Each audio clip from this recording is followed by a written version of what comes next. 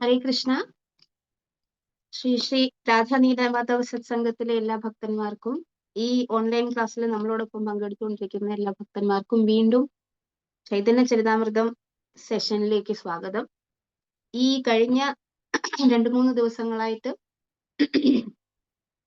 ചൈതന്യ ചരിതാമൃതത്തിന്റെ ആദിലീല 12ാമത്തെ അധ്യായം, അതായത് ചൈതന്യ മഹാപ്രഭുവിന്റെ അസോസിയേറ്റ് പാർഷദന്മാരും അദ്ദേഹത്തിന്റെ അനുയായികളുടെയും ഡിസ്ക്രിപ്ഷനിൽ തന്നെ അദ്വൈത ആചാര്യ, ഗദാധർ പണ്ഡിറ്റ്, ഇവരുടെ രണ്ടുപേരുടെയും അനുയായികളെ കുറിച്ച് സംസാരിക്കുന്ന ഭാഗം. അതിൽ ആദ്യം അദ്വൈത ആചാര്യരുടെ അനുയായികളെ കുറിച്ച് സംസാരിക്കുന്ന ഭാഗത്താണ് നമ്മൾ എത്തി നിൽക്കുന്നത്. നിങ്ങൾക്കറിയാം, ഈ അധ്യായത്തിന്റെ ഇപ്പൊ ഇന്ന് 41ാമത്തെ ശ്ലോകമാണ് നമ്മൾ എടുക്കാൻ പോകുന്നത്. എങ്കിലും ഈ ഒരു ചാപ്റ്റർ എന്ന് പറയുന്ന ഒരു കണ്ടിന്യൂറ്റി വേണ്ട ചാപ്റ്റർ ആയതുകൊണ്ടും അതിലെ മെയിൻ കണ്ടന്റിനെ ചുരുക്കമായിട്ട് സംക്ഷിപ്തമായിട്ട് നമുക്ക് ഇന്ന് ആദ്യമായിട്ടൊന്ന് കാണാം. അതിനുശേഷം നമുക്ക് നമ്മുടെ 41ാമത്തെ ശ്ലോകത്തിലേക്ക് കടക്കാം. അതിനു മുമ്പ് നമുക്ക് ചെറിയൊരു കീർത്തനം ചെയ്യാം. ബാക്കി എല്ലാവരും ജോയിൻ ചെയ്യുമ്പോഴേക്കും നമുക്ക് ചെറിയൊരു കീർത്തനം കൊണ്ട് തുടങ്ങാം. ജയ രാധ മാധവ കുഞ്ച ബിഹാരി ഗോപി ജനവല്ലഭ ഗിരിവരധാരി. ജയ രാധ മാധവ കുഞ്ച ബിഹാരി ഗോപി ജനവല്ലഭ ഗിരിവരധാരി. യശോദാനന്ദന വ്രജ ജനരഞ്ജന യശോദാനന്ദന വ്രജ ജനരഞ്ജന. ജമുനാ തീര വനചാരി ജമുനാ തീര വനചാരി. ജയ രാധ മാധവ കുഞ്ച ബിഹാരി ഗോപി ജനവല്ലഭ ഗിരിവരധാരി. ജയ രാധ മാധവ കുഞ്ച ബിഹാരി ഗോപി ജനവല്ലഭ ഗിരിവരധാരി. ഹരേ കൃഷ്ണ ഹരേ കൃഷ്ണ കൃഷ്ണ കൃഷ്ണ ഹരേ ഹരേ. ഹരേ രാമ രാമ രാമ ഹരേ ഹരേ. ജയ കൃഷ്ണ ബലരാം ജയ കൃഷ്ണ ബലരാം കൃഷ്ണ ബലരാം ജയ കൃഷ്ണ ബലരാം. ജയ ഗോരനിതായ് ജയ ഗോരനിതായ് ഗോരനിതായ് ജയ ഗോരനിതായ്. ജയ ജയ പ്രഭുപാദ് പ്രഭുപാദ് പ്രഭുപാദ് ജയ ജയ പ്രഭുപാദ്. ജയ ജയ ഗുരുദേവ് ഗുരുദേവ് ഗുരുദേവ് ജയ ജയ ഗുരുദേവ്. ഓം നമോ ഭഗവതേ വാസുദേവായ. ഓം നമോ ഭഗവതേ വാസുദേവായ. ഓം നമോ ഭഗവതേ വാസുദേവായ. നമോ ഓം വിഷ്ണുപാദായ കൃഷ്ണപ്രേഷ്ഠായ ഭൂതലേ ശ്രീമതേ ഭക്തിവേദാന്ത സ്വാമിന്നിതി നാമിനെ. നമസ്തേ സരസ്വതേ ദേവേ ഗൗരവാണി പ്രചാരിണേ നിർവിശേഷ ശൂന്യവാദി പാശ്ചാത്യ ദേശധാരിണേ. ജയ ശ്രീ കൃഷ്ണ ചൈതന്യ പ്രഭു നിത്യാനന്ദ ശ്രീ അദ്വൈത ഗദാധര ശ്രീവാസാദി ഗൗര ഭക്തവൃന്ദ. ഹരേ കൃഷ്ണ കൃഷ്ണ കൃഷ്ണ ഹരേ ഹരേ. ഹരേ രാമ രാമ രാമ ഹരേ ഹരേ. ഹരേ കൃഷ്ണ. അപ്പോ ചൈതന്യ ട്രീ അല്ലെങ്കിൽ ചൈതന്യ മഹാപ്രഭുവിന്റെ പാർഷദന്മാരും അനുയായികളും ഒക്കെയുള്ള ആ ഒരു വലിയ മരത്തിനെ പരിചയപ്പെടുന്ന നമ്മള് ഇപ്പോ അദ്വൈത ആചാര്യരുടെ അനുയായികളെ കുറിച്ചാണ് സംസാരിക്കുന്നത്. നിങ്ങൾ കേട്ടു, അദ്വൈത ആചാര്യരുടെ അനുയായികൾ 2 പാർട്ടി ആണ്. ഒന്ന്, അദ്വൈത ആചാര്യരുടെ വൈഷ്ണവ ഫിലോസഫി അല്ലെങ്കിൽ വൈഷ്ണവ സിദ്ധാന്തത്തെ അനുസരിച്ച് ചൈതന്യ മഹാപ്രഭുവിനെ അനുയായികൾ വന്നിട്ട് ആരാധിച്ചു പോരുന്നു. ഇനി രണ്ടാമത്തെ പാർട്ടി ആരാണെന്ന് വെച്ചാല് മായാവാദ. അതായത് ചൈതന്യ മഹാപ്രഭുവിന്റെ സിദ്ധാന്തത്തെ, വൈഷ്ണവ സിദ്ധാന്തത്തെ അംഗീകരിക്കാത്ത ഒരു കൂട്ടർ. ഇങ്ങനെ രണ്ടു തരത്തിലുള്ള ആൾക്കാരാണ് എവിടെ ഉള്ളത്? അദ്വൈത ആചാര്യരുടെ എന്താണ് അനുയായികളുടെ കൂട്ടത്തിൽ ഉള്ളത് എന്നാണ് നിങ്ങൾ കേട്ടത്. ഇതില് ആദ്യത്തെ ആ ഒരു ശ്ലോകങ്ങളൊക്കെ ഡിസ്ക്രൈബ് ചെയ്യുന്ന സമയത്ത് ശ്രീല പ്രഭുപാദ് വളരെ എന്താണ് കറേജിയസ് ആയിട്ട്, ധൈര്യമായിട്ട് അദ്ദേഹത്തിന്റെ സ്വന്തം മാതൃസ്ഥാപനമായ ഗൗഡിയ മഠത്തിലെ ചില അസ്വാരസ്യങ്ങളെ കുറിച്ച് തുറന്നെഴുതുകയുണ്ടായി. എന്താണ് പറഞ്ഞത്? എന്താണ് ഗൗഡിയ മഠത്തിലും ഈ പ്രകാരം സംഭവിച്ചിരുന്നു എന്ന്. അദ്വൈത ആചാര്യരുടെ അനുയായികൾ കുറച്ചുപേർ അദ്വൈത ആചാര്യരുടെ സിദ്ധാന്തത്തെ ഫോളോ ചെയ്തു, അതായത് അവരുടെ ഗുരുവിനെ അനുസരിച്ചു. ഇനിയും കുറച്ചുപേർ ഗുരുവിനെ വാക്കുകൾ അനുസരിക്കാതെ, അല്ലെങ്കിൽ ഗുരുവിന്റെ വാക്കുകൾക്ക് വില കൊടുക്കാതെ വേറെ അവരുടെ സ്വന്തം അഭിപ്രായത്തിനെ എന്ത് ചെയ്തു എന്ന് ഫോളോ ചെയ്തു. അതുകൊണ്ട് അവര് ആരാണ്? അസാര, അല്ലെങ്കിൽ യൂസ്ലെസ് ആണ് എന്നാണ് പറഞ്ഞത്. അപ്പോ ഗൗഡി മഠത്തിലും ഇതുപോലെ എന്താണ് സംഭവിച്ചത് എന്ന് ശ്രീല പ്രഭുപാദ് തുറന്ന് എഴുതുകയാണ്. അത് വളരെ ഒരു ധൈര്യം വേണ്ട പ്രവൃത്തിയാണ്. കാരണം ഇതൊരു പുസ്തകമാണ്, എല്ലാവരും വായിക്കുന്നതാണ്. പക്ഷെ എങ്കിലും എന്തിനാണ് പ്രഭുപാദ് അങ്ങനെ എഴുതിയത്? നമ്മൾക്ക് നിർദ്ദേശം തരാൻ വേണ്ടിയിട്ടാണ്. കാരണം ഒരു ആചാര്യൻ യഥാർത്ഥത്തിൽ എന്താണ് ചെയ്യേണ്ടത് എന്ന് അനുയായികൾക്ക് നിർദ്ദേശം കൊടുത്തിരിക്കുന്നതിനെ അനുസരിച്ചില്ല എങ്കിൽ എന്ത് സംഭവിക്കുമെന്ന് അതിനൊരു ഉദാഹരണമാണ് ഗൗഡിയ മഠത്തിൽ സംഭവിച്ച കാര്യങ്ങൾ. ഗൗഡിയ മഠത്തില് ഭക്തിസിദ്ധാന്ത സരസ്വതി ഠാക്കൂർ ഉണ്ടായിരുന്ന സമയത്ത് അവരെല്ലാവരും ഒറ്റക്കെട്ടായിരുന്നു. പക്ഷേ അദ്ദേഹം ശരീരം ഉപേക്ഷിക്കുമ്പോൾ സമാധിയാകുന്ന അവസ്ഥയിൽ അദ്ദേഹത്തിന്റെ നിർദ്ദേശം എന്തായിരുന്നു? ഗൗഡിയ മഠത്തിനെ ചൈതന്യ മഹാപ്രഭുവിന്റെ പ്രീച്ചിങ്, അല്ലെങ്കിൽ ചൈതന്യ മഹാപ്രഭുവിന്റെ സങ്കീർത്തന പ്രസ്ഥാനത്തിന്റെ പ്രീച്ചിങ്ങിന് വേണ്ടി മുന്നോട്ട് പോകാൻ വേണ്ടിയിട്ട് എന്ത് ചെയ്യുക? പ്രാപ്തമാക്കണമെന്നുണ്ടെങ്കിൽ നിങ്ങൾ എല്ലാവരും ഒറ്റക്കെട്ടായി നിൽക്കണം എന്ന് പറഞ്ഞു. അതിനുവേണ്ടി എന്താണ് ഭക്തി സിദ്ധാന്ത സരസ്വതി ഠാക്കൂർ പറയുന്നത്? ഒരു GBC, അല്ലെങ്കിൽ ഗവേണിംഗ് ബോഡി കമ്മീഷൻ വേണമെന്ന്. പക്ഷേ ഭക്തി സിദ്ധാന്ത സരസ്വതി ഠാക്കൂർ പോയതിനു ശേഷം ഗൗഡിയ മഠത്തില് എന്ത് സംഭവിച്ചു? ഗുരുവിന്റെ നിർദ്ദേശങ്ങൾ ആരും പാലിച്ചില്ല. ആരാണ് അടുത്ത ആചാര്യൻ എന്ന് അവർ തർക്കിച്ചുകൊണ്ടേയിരുന്നു. അങ്ങനെ അവർ രണ്ടായിട്ട് ഡിവൈഡ് ചെയ്തു. എന്നിട്ട് ഗൗഡിയ മഠത്തിന്റെ സ്വത്ത് വകകളെ ഇങ്ങനെ വീതിച്ചെടുക്കാൻ വേണ്ടിയിട്ടാണ് അവർ എന്ത് ചെയ്തത്? ശ്രമിച്ചത്. പ്രഭുപാദിനിൽ വലിയ സങ്കടമുണ്ടായിരുന്നു. അദ്ദേഹം തന്റെ ആ ഒരു അസംതൃപ്തി അവരെ അറിയിക്കുകയും ചെയ്തു. പക്ഷെ എന്നിട്ടും അവിടെ ആരും അത് ശ്രദ്ധിച്ചില്ല. അത് മാത്രമല്ല, അവരുടെ പ്രീച്ചിങ് എന്ന് പറയുന്ന ആക്ടിവിറ്റി, അല്ലെങ്കിൽ പ്രചരണം എന്ന് പറയുന്ന ആ ഒരു കാര്യം അവിടെ നിന്നു പോവുകയും ചെയ്തു. എന്നിട്ട് ശ്രീല പ്രഭുപാദ് എഴുതുന്നു, നേരത്തെ, അതായത് അദ്വൈത ആചാര്യരുടെ ശിഷ്യന്മാർക്ക് സംഭവിച്ചതുപോലെ ചില ശിഷ്യന്മാർ വന്നിട്ട് ഗുരുവിന്റെ നിർദ്ദേശങ്ങളെ പാലിക്കാത്തത് കൊണ്ട് അവർ എന്തായി മാറി? യൂസ്ലെസ് ആയി മാറി എന്ന് പറയുന്നു.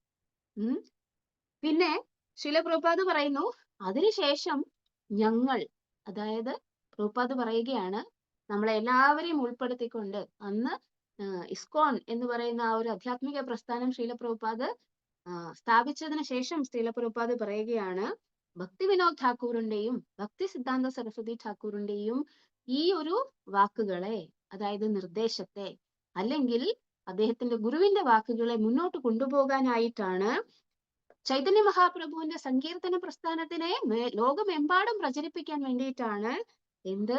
ഇസ്കോൺ സ്ഥാപിച്ചത് എന്ന്. എന്തിനാണ് പ്രഭുപാദ് അവിടെ ഗൗഡിയ മഠത്തിലെ ഈ ഒരു ഭിന്നതയെ കുറിച്ച് എഴുതുന്നത്? നമ്മൾക്ക് നിർദ്ദേശം തരാൻ വേണ്ടിയിട്ട്.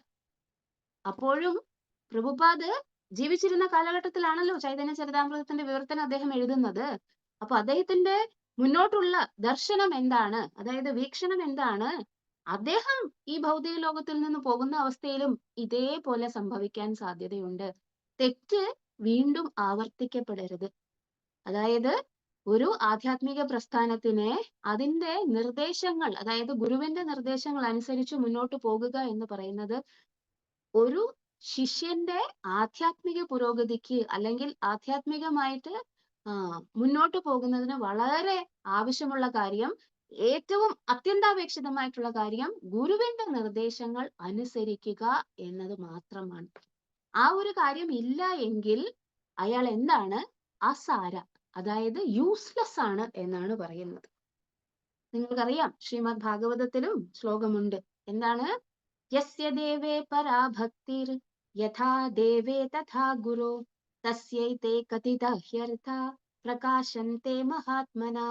ഒരാളുടെ ആധ്യാത്മിക ജീവിതത്തിൽ ലക്ഷ്യപ്രാപ്തിക്ക് വേണ്ട അത്യന്താപേക്ഷിതമായിട്ടുള്ള ഒരു കാരണം അല്ലെങ്കിൽ ഒരു കാര്യം എന്താണ്? ഗുരുവിനോടുള്ള ഗുരുവിന്റെ നിർദ്ദേശങ്ങളോടുള്ള ആത്മാർത്ഥമായിട്ടുള്ള പ്രവർത്തനം. അതായത് വിശ്വാസവും ആത്മാർത്ഥമായിട്ട് ആ നിർദ്ദേശങ്ങളെ പ്രചരിപ്പിച്ച് മുന്നോട്ട് പോകുക അല്ലെങ്കിൽ ഉൾക്കൊണ്ട് മുന്നോട്ട് പോകുക എന്നുള്ളത് മാത്രമാണ് അയാൾക്ക് ആധ്യാത്മികമായിട്ട് ഉന്നതി പ്രാപിക്കാൻ കഴിയും എന്നതിൽ ഒരു സംശയവുമില്ല. യസ്യ ദേവേ പരാഭക്തിർ യഥാ ദേവേ തഥാ ഗുരു തസ്യൈതേ കഥിതഹ്യർത്ഥ പ്രകാശന്തെ മഹാത്മന. എല്ലാ വേദങ്ങളുടെയും സാരം അയാൾക്ക് സ്വയമേ വെളിവാക്കപ്പെടും. ആർക്കാണോ ഗുരുവിലും ഭഗവാനിലും അചഞ്ചലമായിട്ടുള്ള വിശ്വാസവും ഭക്തിയും ഉള്ളത്. അപ്പോ ഇവിടെ നമ്മൾ പറയുന്നതിന് കാരണം അദ്വൈതാചാര്യരുടെ ശിഷ്യന്മാരും രണ്ടായിട്ട് തിരിഞ്ഞു.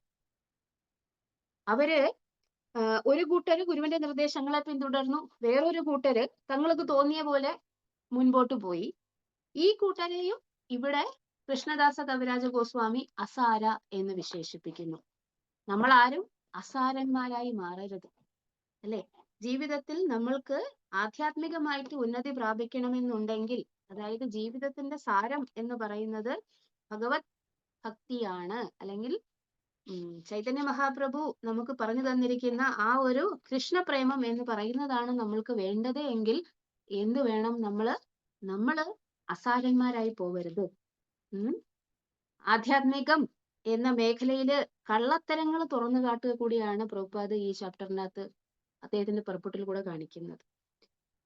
കള്ളത്തരങ്ങൾ, അതും സ്വന്തം മാതൃസ്ഥാപനമായ ഗൗഡീയ മഠത്തിലെ ചില ഗോഡ് ബ്രദേഴ്സ്, അതായത് അദ്ദേഹത്തിന്റെ തന്നെ ഗുരുവിന്റെ ശിഷ്യന്മാര് വന്നിട്ട് ചെയ്ത തെറ്റായ പ്രവൃത്തികൾ കാരണം എന്താണ് സംഭവിച്ചത് എന്ന് നമുക്ക് പറഞ്ഞു തന്നുകൊണ്ട് ആധ്യാത്മികത വിറ്റ് കാശാക്കരുത്, ഗുരുവിന്റെ നിർദ്ദേശങ്ങളെ പാലിക്കാതെ ഇരിക്കരുത്, ഇതെല്ലാം ചെയ്തിട്ട് പണം, പ്രശസ്തി, വെൽത്ത് ഇതിനൊക്കെ വേണ്ടിയിട്ട് നമ്മൾ ആധ്യാത്മികതയെ ഉപയോഗിച്ചു കഴിഞ്ഞിട്ടുണ്ടെങ്കിൽ എന്ത് സംഭവിക്കും?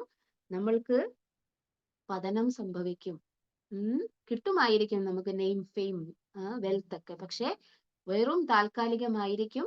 അതിന് ആധ്യാത്മികമായിട്ട് നമ്മളെ പുരോഗതിക്ക് സഹായിക്കാൻ കഴിയുകയില്ല എന്ന് പ്രഭുപാദ് നമ്മളോട് പറയുകയാണ്. അദ്വൈത ആചാര്യന്റെ പരമ്പരയില് അങ്ങനെ ആചാര്യന്മാരുടെ പാത പിന്തുടരുന്ന ആൾക്കാരെ കുറിച്ചാണ് പറയുന്നത്. അദ്ദേഹത്തിന്റെ ആദ്യത്തെ പുത്രൻ അച്യുതാനന്ദൻ, രണ്ടാമത് കൃഷ്ണമിശ്ര, ഗോപാലദാസ. ഈ മൂന്ന് പേരും ചൈതന്യ മഹാപ്രഭുവിനെ സ്വന്തം ജീവനെ പോലെ, അദ്ദേഹത്തിന്റെ സ്വന്തം ജീവൻ കൊടുത്തിട്ട് ചൈതന്യ മഹാപ്രഭുവിന്റെ ആശയങ്ങളെ അല്ലെങ്കിൽ നിർദ്ദേശങ്ങളെ പ്രചരിപ്പിക്കാൻ വേണ്ടി സ്വന്തം ജീവിതം കൊടുത്ത ആൾക്കാരാണ് അദ്വൈത ആചാര്യരുടെ മൂന്ന് പുത്രന്മാർ. ആരൊക്കെ? അച്യുതാനന്ദ, രണ്ടാമത് ഗോപാലദാസ, കൃഷ്ണ മിശ്ര, ഇവര് മൂന്ന് പേരും. അതുകൊണ്ട് തന്നെ ഇവരെ അതോറിറ്റി അല്ലെങ്കിൽ നമ്മുടെ ഗൗഡീയ സമ്പ്രദായത്തിലെ ആചാര്യന്മാരുടെ കൂട്ടത്തിലാണ് ഇവരെ കണക്കെടുക്കുന്നത്. ഇനി മൂന്ന് പേര്, അതായത് ബലരാമ, ജഗദീശ, സ്വരൂപ, ഇങ്ങനെ മൂന്ന് പേരും കൂടി ഉണ്ട് അദ്വൈതാചാര്യർക്ക് മക്കളായിട്ട്. മുഴുവൻ 6 മക്കളാണ്. അതിൽ ആദ്യത്തെ 3 മക്കൾ, അതായത് അച്യുതാനന്ദ, കൃഷ്ണമിശ്ര, ഗോപാലദാസ, ഇവര് മൂന്ന് പേരും വൈഷ്ണവിസത്തിലെ ആചാര്യന്മാരായി കണക്കാക്കപ്പെടുന്നു. അതേ അദ്വൈത ആചാര്യരുടെ ഇനിയുള്ള 3 മക്കൾ എന്ത് സംഭവിച്ചു? അവർക്ക് ബലരാമ, ജഗദീശ, സ്വരൂപ, ഇവരെ ആരായിട്ടാണ് കണക്കാക്കുന്നത്? ആചാര്യന്മാരായിട്ടാണോ? അല്ലെങ്കിൽ വൈഷ്ണവിസത്തില് ഗൗഡീയ പരമ്പരയിലെ ആചാര്യന്മാരായിട്ടാണോ കണക്കാക്കുന്നത്? അല്ല, ഇവരെ ആരാണ് കണക്കാക്കുന്നത്? റിജക്റ്റഡ് ആണ്. അതായത് വൈഷ്ണവ പരമ്പരയിൽ നിന്നും പുറന്തള്ളപ്പെട്ട വ്യക്തികളായിട്ടാണ്. അതെങ്ങനെയാണ്? സ്വയം അദ്വൈത ആചാര്യർ എന്ന് പറഞ്ഞാൽ ആരാണ്? വിഷ്ണു തത്വം തന്നെയാണ്. പരമദിവ്യോത്തമ പുരുഷന്റെ ഒരു തത്വം തന്നെയാണ് അദ്ദേഹം, അദ്വൈത ആചാര്യർ. ആ അദ്വൈതാചാര്യരുടെ മക്കൾക്ക് തന്നെ ഇങ്ങനെ സംഭവിക്കാമെങ്കിൽ ഗുരുവിന്റെ നിർദ്ദേശങ്ങളെ പിന്തുടരാത്ത സാധാരണ നമ്മളെ പോലുള്ള ആൾക്കാരുടെ കാര്യം എന്തായിരിക്കും എന്ന് പ്രഭുപാദ് നമ്മൾക്ക് ഓർക്കാൻ വേണ്ടിയിട്ട് ഈ കാര്യങ്ങളൊക്കെ പറഞ്ഞു തരികയാണ്. അപ്പോ ഈ ബലരാമ ജഗദീശ സ്വരൂപ എന്ന് പറയുന്ന അദ്ദേഹത്തിന്റെ അവസാനത്തെ 3 പുത്രന്മാര് അവരെ സ്മാർത്ത ബ്രാഹ്മണന്മാർ അല്ലെങ്കിൽ മായാവാദ ഫിലോസഫി. എന്താണ് മായാവാദ ഫിലോസഫി? ഈശ്വരന് രൂപമില്ല, എല്ലാം മായയാണ്, ഈശ്വരന്റെ രൂപവും മായയാണ് എന്നൊക്കെ പറയുന്ന ഫിലോസഫിയാണ്. അതുകൊണ്ട് തന്നെ അവരുടെ പുസ്തകങ്ങളെ വായിക്കുകയോ അല്ലെങ്കിൽ അവരുടെ നിർദ്ദേശങ്ങളെ അനുകരിക്കുകയോ ചെയ്യാൻ പാടില്ല എന്ന് പ്രഭുപാദ് പ്രത്യേകം ഇതിനകത്ത് എഴുതുന്നു. എന്നിട്ട് നമ്മളിപ്പോ അതായത് ഈ 41-ാമത്തെ ശ്ലോകത്തിന് മുന്നേ 1-2 ശ്ലോകങ്ങളില് വേറൊരു പ്രത്യേക കാര്യത്തെക്കുറിച്ചാണ് ആര് സംസാരിക്കുന്നത്? ശ്രീല പ്രഭുപാദ് സംസാരിക്കുന്നത്. അതായത് കൃഷ്ണദാസ കവിരാജ ഗോസ്വാമി പറയുന്നു, വൈഷ്ണവ അപരാധം. നേരത്തെ നമ്മൾ പറഞ്ഞു ഗുരുവിനെ അനുസരിക്കാതിരുന്നു കഴിഞ്ഞാൽ എന്ത് സംഭവിക്കുമെന്നല്ലേ? ഗുരുവിനെ അനുസരിക്കാതിരുന്നു കഴിഞ്ഞിട്ടുണ്ടെങ്കിൽ ഒരാളുടെ ജീവിതത്തിലെ ആധ്യാത്മികമായിട്ട് കിട്ടേണ്ട ലക്ഷ്യമേ ഇല്ലാതായി പോകും. എന്നിട്ട് തൽക്കാലം നെയിം ഫെയിം, അതായത് പണം പ്രശസ്തി ഇതൊക്കെ നിങ്ങൾക്ക് കിട്ടുമെങ്കിലും പക്ഷെ അത് പെർമനന്റ് ആയിരിക്കുകയില്ല. ആധ്യാത്മികമായിട്ട് ഉന്നതി കിട്ടാതെ ഭൗതികമായിട്ട് എന്തൊക്കെ കിട്ടിയിട്ടും എന്താണ് കാര്യം എന്ന് നമുക്കറിയാമല്ലേ? അതുകൊണ്ട് രണ്ടാമത് ഒരു കാര്യം, അങ്ങനെ ചെയ്യുമ്പോൾ യഥാർത്ഥത്തിൽ എന്താണ് നമ്മൾ ചെയ്യുന്നത്? വൈഷ്ണവ അപരാധമാണ്. എന്താണ് വൈഷ്ണവ അപരാധം? വൈഷ്ണവനെ നിന്ദിക്കുകയോ അല്ലെങ്കിൽ വൈഷ്ണവരുടെ നിർദ്ദേശം പാലിക്കാതിരിക്കുകയോ മനഃപൂർവ്വം പാലിക്കാതിരിക്കുകയോ ചെയ്യുക എന്നുള്ളതാണ് വൈഷ്ണവ അപരാധം. നോക്കൂ, അദ്വൈത ആചാര്യരുടെ നിർദ്ദേശം ശ്രീ ചൈതന്യ മഹാപ്രഭുവിനെ അനുസരിക്കുക അല്ലെങ്കിൽ അനുഗമിക്കുക, ചൈതന്യ മഹാപ്രഭുവിന്റെ പ്രസ്ഥാനത്തെ മുന്നോട്ട് കൊണ്ടുപോകുക എന്നതായിരുന്നുവെങ്കിൽ അദ്ദേഹത്തെ അനുസരിക്കാത്ത ആൾക്കാരുടെ പ്രവൃത്തിയെ എങ്ങനെ വിശേഷിപ്പിക്കണം? വൈഷ്ണവ അപരാധമായിട്ട് തന്നെ വിശേഷിപ്പിക്കണം. അപ്പോ സ്വന്തം ജീവിതത്തില് വൈഷ്ണവ അപരാധം എങ്ങനെയാണ് ഒരു ഭക്തന് അല്ലെങ്കിൽ ഒരു വ്യക്തിക്ക് ദോഷകരമായി തീരുന്നത് എന്ന് പറയാൻ വേണ്ടിയിട്ട് ഇവിടെ വേറൊരു ഉദാഹരണം കൂടി പറയുന്നുണ്ട്. അവിടെയാണ് നമ്മൾ അദ്വൈത ആചാര്യരുടെ വളരെ അടുത്ത ഒരു പേഴ്സണൽ സെർവന്റ് ആയ കമലാകാന്ത വിശ്വാസ എന്നുള്ള ഒരു ഭക്തനെ പരിചയപ്പെടുന്നു. ഈ ഭക്തൻ ആരാണ്? അദ്വൈത ആചാര്യരുടെ പേഴ്സണൽ സെർവന്റ് ആണ്. പേഴ്സണൽ സെർവന്റ് എന്ന് പറഞ്ഞാൽ എപ്പോഴും അദ്ദേഹത്തെ നിരന്തരം അനുഗമിച്ചുകൊണ്ട് അദ്ദേഹത്തിന്റെ കാര്യങ്ങളെല്ലാം ചെയ്യുന്ന വ്യക്തിയാണ്. അതുകൊണ്ട് തന്നെ എന്തറിയാം, അദ്ദേഹത്തിന്റെ പൂർണ്ണമായിട്ടുള്ള എല്ലാ തരത്തിലുമുള്ള കഴിവുകളെ കുറിച്ചും ആരാണ് അദ്വൈത ആചാര്യർ എന്നൊക്കെ കമലാകാന്ത വിശ്വാസിക്ക് അറിയാം. ആരാണ് അദ്വൈത ആചാര്യർ? സ്വയം ഈശ്വരൻ തന്നെയാണ്, വിഷ്ണു തത്വം അല്ലെ? അദ്വൈതാചാര്യർ ആണാണെന്ന് നിങ്ങൾ നേരത്തെ കേട്ടിട്ടുണ്ട്. അപ്പോ അദ്ദേഹം എന്ത് ചെയ്തു? കമലാകാന്ത വിശ്വാസിക്ക് അറിയാം ആര് അദ്വൈതാചാര്യ ഈശ്വരന്റെ തത്വമാണെന്ന് അറിയാം. പക്ഷെ ഒരിക്കൽ അദ്ദേഹം ഒരു കത്തെഴുതി. ആർക്ക്? പ്രതാപരുദ്ര മഹാരാജ്. ആ രാജ്യത്തെ അപ്പോഴത്തെ ഭരണാധികാരി പ്രതാപരുദ്ര മഹാരാജിന് അദ്ദേഹം ഒരു കത്തെഴുതി. എന്ത് കത്താണ് എഴുതിയത്? ആരും അറിയാതെയാണ് കത്തെഴുതിയത്. എന്ത് കത്താണ് അദ്ദേഹം എഴുതിയത്? അദ്വൈത ആചാര്യ സ്വയം ചൈതന്യമാണ്, ഭഗവാന്റെ ഈശ്വര ചൈതന്യമാണ്, വിഷ്ണു തത്വമാണ് എന്നും അദ്ദേഹം എഴുതി. അതിന്റെ കൂട്ടത്തിൽ ഒരു കാര്യം കൂടി എഴുതി. പക്ഷേ ഇപ്പോ അദ്ദേഹത്തിന് ഒരു 300 രൂപ കടമുണ്ട്. ആ കടത്തെ എഴുതി തള്ളാൻ വേണ്ടിയിട്ട് ഒരു റിക്വസ്റ്റ്. കാരണം അദ്വൈതാചാര്യ ആരാണ്? ഒരു വൈഷ്ണവനാണ്. അദ്ദേഹം വന്നിട്ട് അധികം ധനം സമ്പാദിക്കുന്ന വ്യക്തിയൊന്നുമല്ല. ഈ അന്നത്തെ ഈ 300 രൂപ കടം എന്ന് പറയുന്നത് വളരെ വലിയ ഒരു ഡെറ്റാണ്, അല്ലെങ്കിൽ ഒരു ബാധ്യതയാണ് അദ്വൈത ആചാര്യർക്ക്. രാജാവിന്റെ കനിവുണ്ടെങ്കിൽ എന്ത് സംഭവിക്കും? അതിനെ നമ്മൾക്ക് എഴുതി തള്ളാൻ പറ്റുമെന്ന് വിചാരിച്ച് കമലാകാന്ത വിശ്വാസ ആർക്ക് കത്തെഴുതി? പ്രതാപരുദ്ര മഹാരാജാണ് കത്തെഴുതി. വേറെ ആരും അറിഞ്ഞില്ല ഇത്. പക്ഷേ എങ്ങനെയോ ഈ ലെറ്റർ ആരുടെ കയ്യിൽ വന്നുപെട്ടു?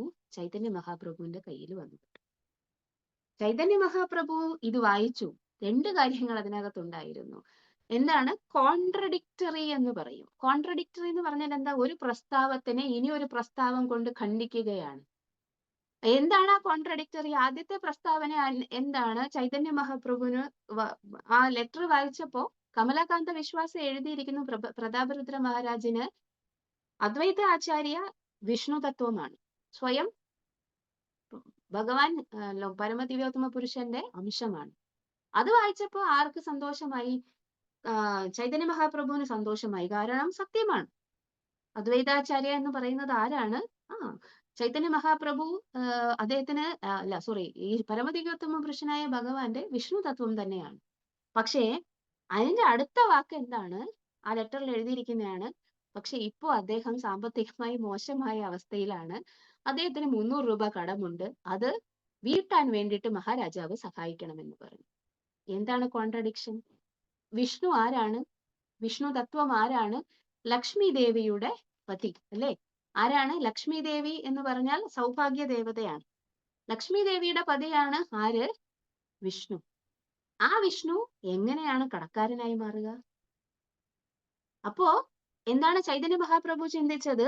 ഈ എഴുതിയിരിക്കുന്ന എഴുത്തിനകത്ത് ഒരു കാര്യം പ്രസ്താവിച്ചിരിക്കുന്നത് സത്യവും, ഇനി അടുത്ത പ്രസ്താവന അതിനെ നേരെ എതിർക്കുന്ന തരത്തിലുമായെങ്കിൽ ഇതൊക്കെ വായിക്കുമ്പോൾ ചൈതന്യ മഹാപ്രഭുവിന് എന്ത് തോന്നും? അദ്ദേഹത്തിന് വളരെയധികം വിഷമവും വന്നു, ദേഷ്യവും വന്നു.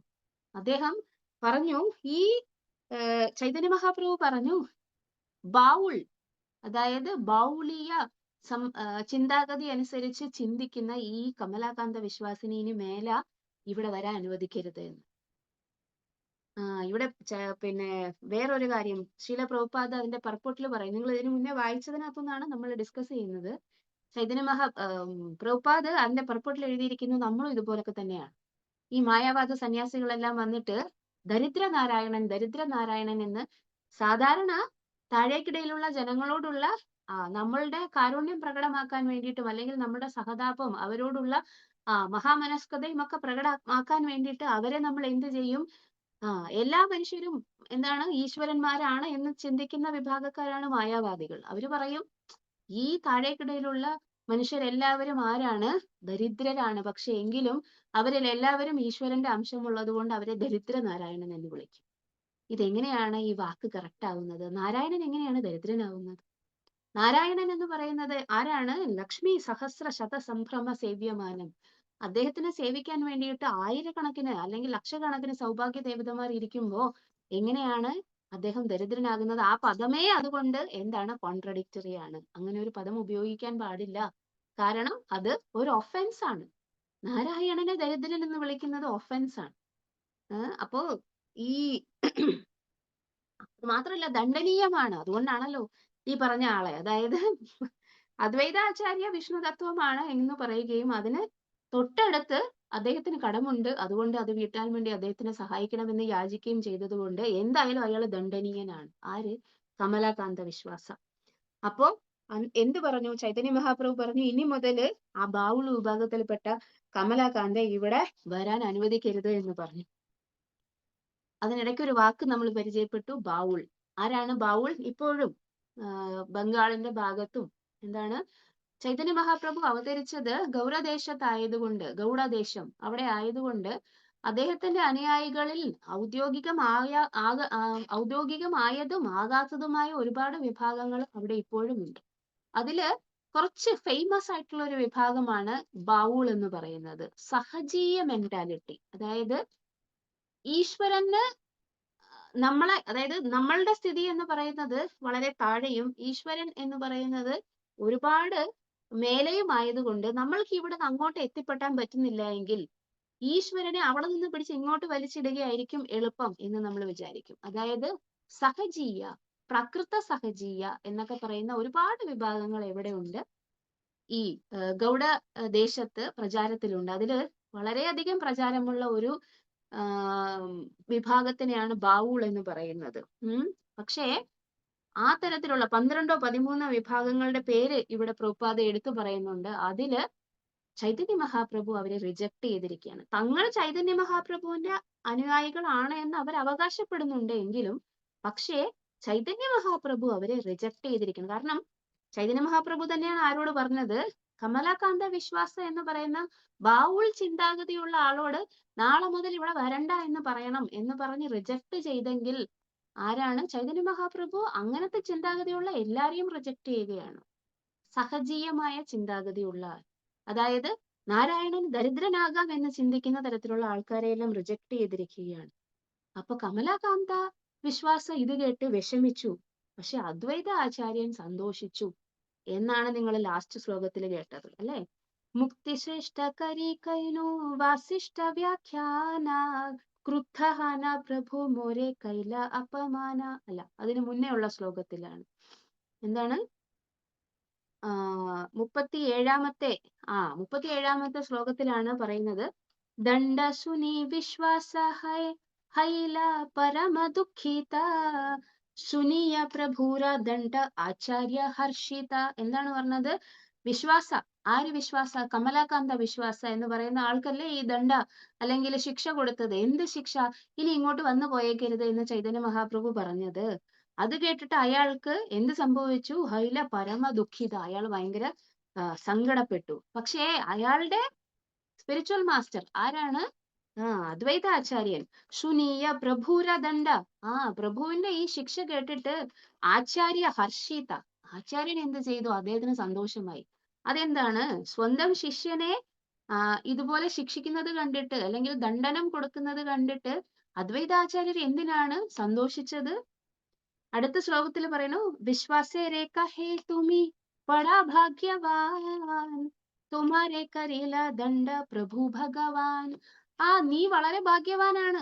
എന്താണ്? വിശ്വാസേരെ കഹേ, ആരോട് പറഞ്ഞു? കമലാകാന്ത വിശ്വാസ. എന്താണ്? തുമി ബഡാ ഭാഗ്യവാൻ, നീ വളരെ വലിയ ഭാഗ്യവാനാണല്ലോ. തുമാരെ കരേല ദണ്ഡ പ്രഭു ഭഗവാൻ, ഭഗവാൻ ശ്രീ ചൈതന്യ മഹാപ്രഭു ആണ് നിന്നെ ശിക്ഷിച്ചിരിക്കുന്നത് എന്ന് പറഞ്ഞു.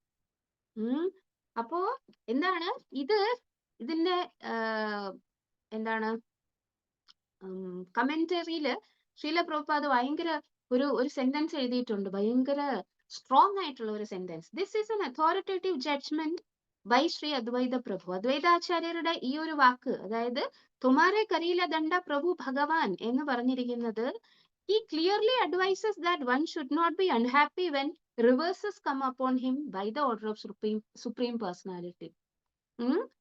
A devotee should always be happy to receive the fortune awarded him by the Supreme Lord, which seems pleasant or unpleasant according to one's judgment.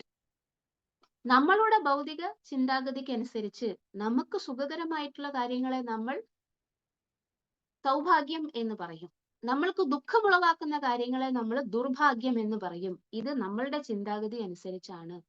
പക്ഷേ ഭഗവാൻ വന്നിട്ട് ചില കാര്യങ്ങൾ നമ്മൾക്ക് വേണ്ടി പ്ലാൻ ചെയ്യുന്നത് നമ്മളെ പരിശുദ്ധരാക്കാൻ വേണ്ടി, പ്യൂരിഫൈ ചെയ്യാൻ വേണ്ടിയിട്ടായിരിക്കും. അപ്പോ അത് ചിലപ്പോൾ നമ്മൾക്ക് ദുഃഖകരമായി ഭവിച്ചാലും ഭഗവാൻ അത് നമ്മൾക്ക് അനുഗ്രഹമായിട്ട് തരുന്നു എന്ന് കണ്ടിട്ട് എന്ത് ചെയ്യണം? സ്വീകരിക്കണം. അതിനെയാണ് ചൈതന്യ മഹാപ്രഭു കമലാകാന്ത വിശ്വാസിക്ക് ദണ്ഡന അല്ലെങ്കിൽ ശിക്ഷയാണ് കൊടുത്തത്. പക്ഷെ അദ്വൈത ആചാര്യർ പറയുന്നു, നീ ഭയങ്കര ഭാഗ്യവാനാണ് കമലാകാന്ത വിശ്വാസ, നിനക്ക് ഭഗവാനാണ് ദണ്ഡനം തന്നിരിക്കുന്നത് എന്ന് പറയുന്നു. അത് മാത്രമല്ല, ഇതിനു മുമ്പ് മഹാപ്രഭു രണ്ടുപേർക്ക് ഇതുപോലെ ശിക്ഷ കൊടുത്തിട്ട് അവരെ അനുഗ്രഹിച്ചിട്ടുണ്ട്. അത് നിനക്കറിയാമോ എന്ന് ചോദിച്ചു. പൂർവേ മഹാപ്രഭു മോരെ കരേന സമ്മാന ദുഃഖപായി മാനെ അമി കൈലു അനുമാന. എന്താണ്?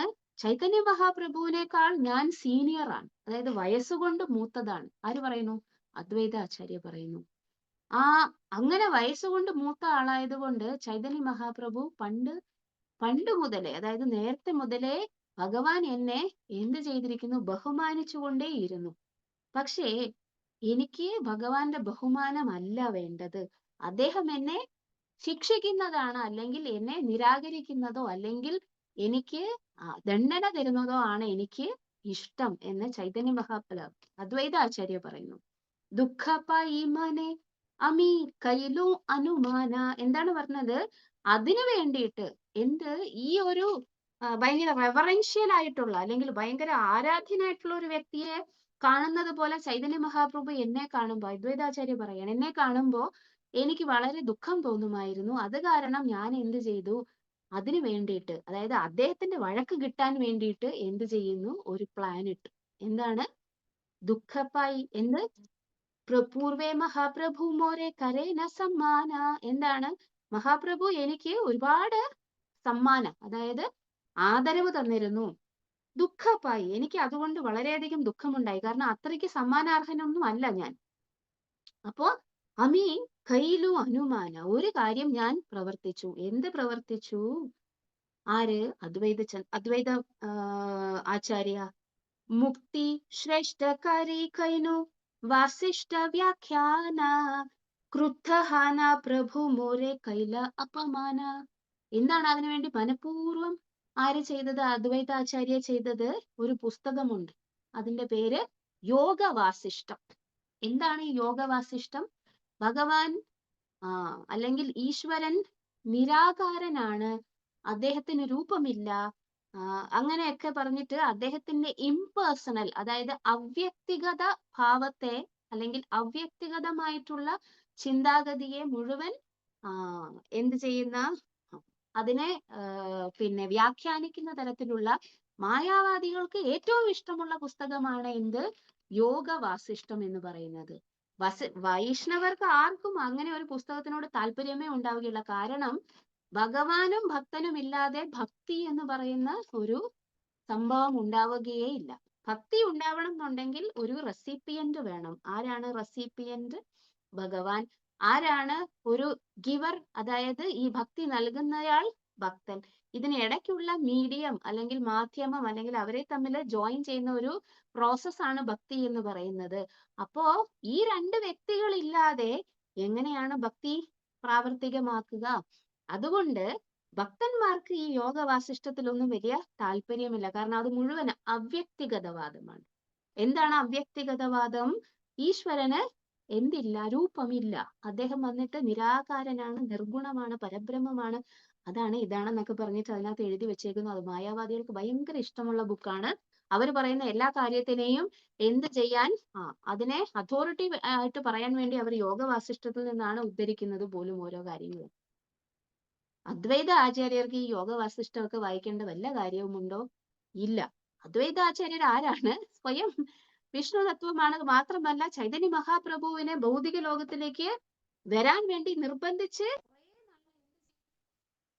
വന്നിട്ട് അദ്ദേഹം ചൈതന്യ മഹാപ്രഭുവിനെ ഭൗതിക ലോകത്തിലേക്ക് വിളിച്ചു വരുത്താൻ വേണ്ടിയിട്ട് പ്രയത്നങ്ങളെല്ലാം ചെയ്ത വ്യക്തിയാണ്. പരമവൈഷ്ണവനാണ്. യോഗവാസിഷ്ടത്തിൽ അദ്ദേഹത്തിന് എന്താണ് ഇത്ര കാര്യമുള്ളത്? എന്തിനാണ് അദ്ദേഹം യോഗവാസിഷ്ടം വായിച്ചത്? വായിക്കുക മാത്രമല്ല, എന്നിട്ട് എന്ത് ചെയ്തു എന്നറിയാമോ? ഇതിനകത്ത് മുക്തിയാണ് ജീവിതത്തിന്റെ പരമമായിട്ടുള്ള ലക്ഷ്യം എന്ന് എഴുതി വെച്ചിരിക്കുന്നു. ഏത്? യോഗവാസിഷ്ടത്തിന്റെ അകത്ത്. മുക്തി, ലിബറേഷൻ. എന്ത് മുക്തിയായിരിക്കും? ഭഗവാന് വ്യക്തിത്വമില്ല എന്ന് പറയുന്നവർക്ക് എന്ത് മുക്തിയായിരിക്കും കിട്ടുക? നിങ്ങളൊന്ന് ആലോചിച്ച് നോക്കൂ. 5 തരത്തിലുള്ള മുക്തികളുണ്ട്. 1 സായുജ്യ, 2 സാരൂപ്യ, സാലോക്യ, സാമീപ്യ, സാഷ്ടി.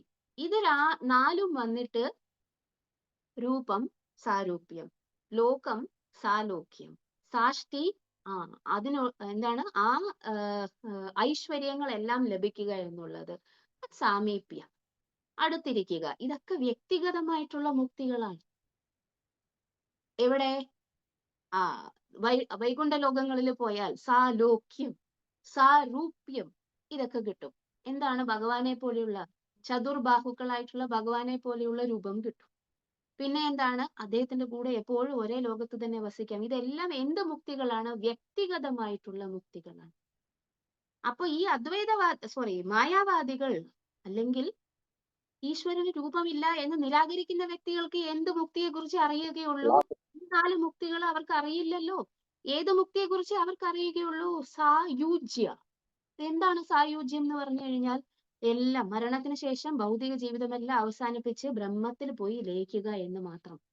അവിടെ എന്താണ് ചെയ്യാനുള്ളത്? പ്രത്യേകിച്ച് ഒന്നും ചെയ്യാനില്ല. അതിനെയാണ് ലിബറേഷൻ എന്ന് അവര് വിളിക്കുന്നത്. യോഗ വാസിഷ്ടം വായിച്ചിട്ട് ആരാണ്?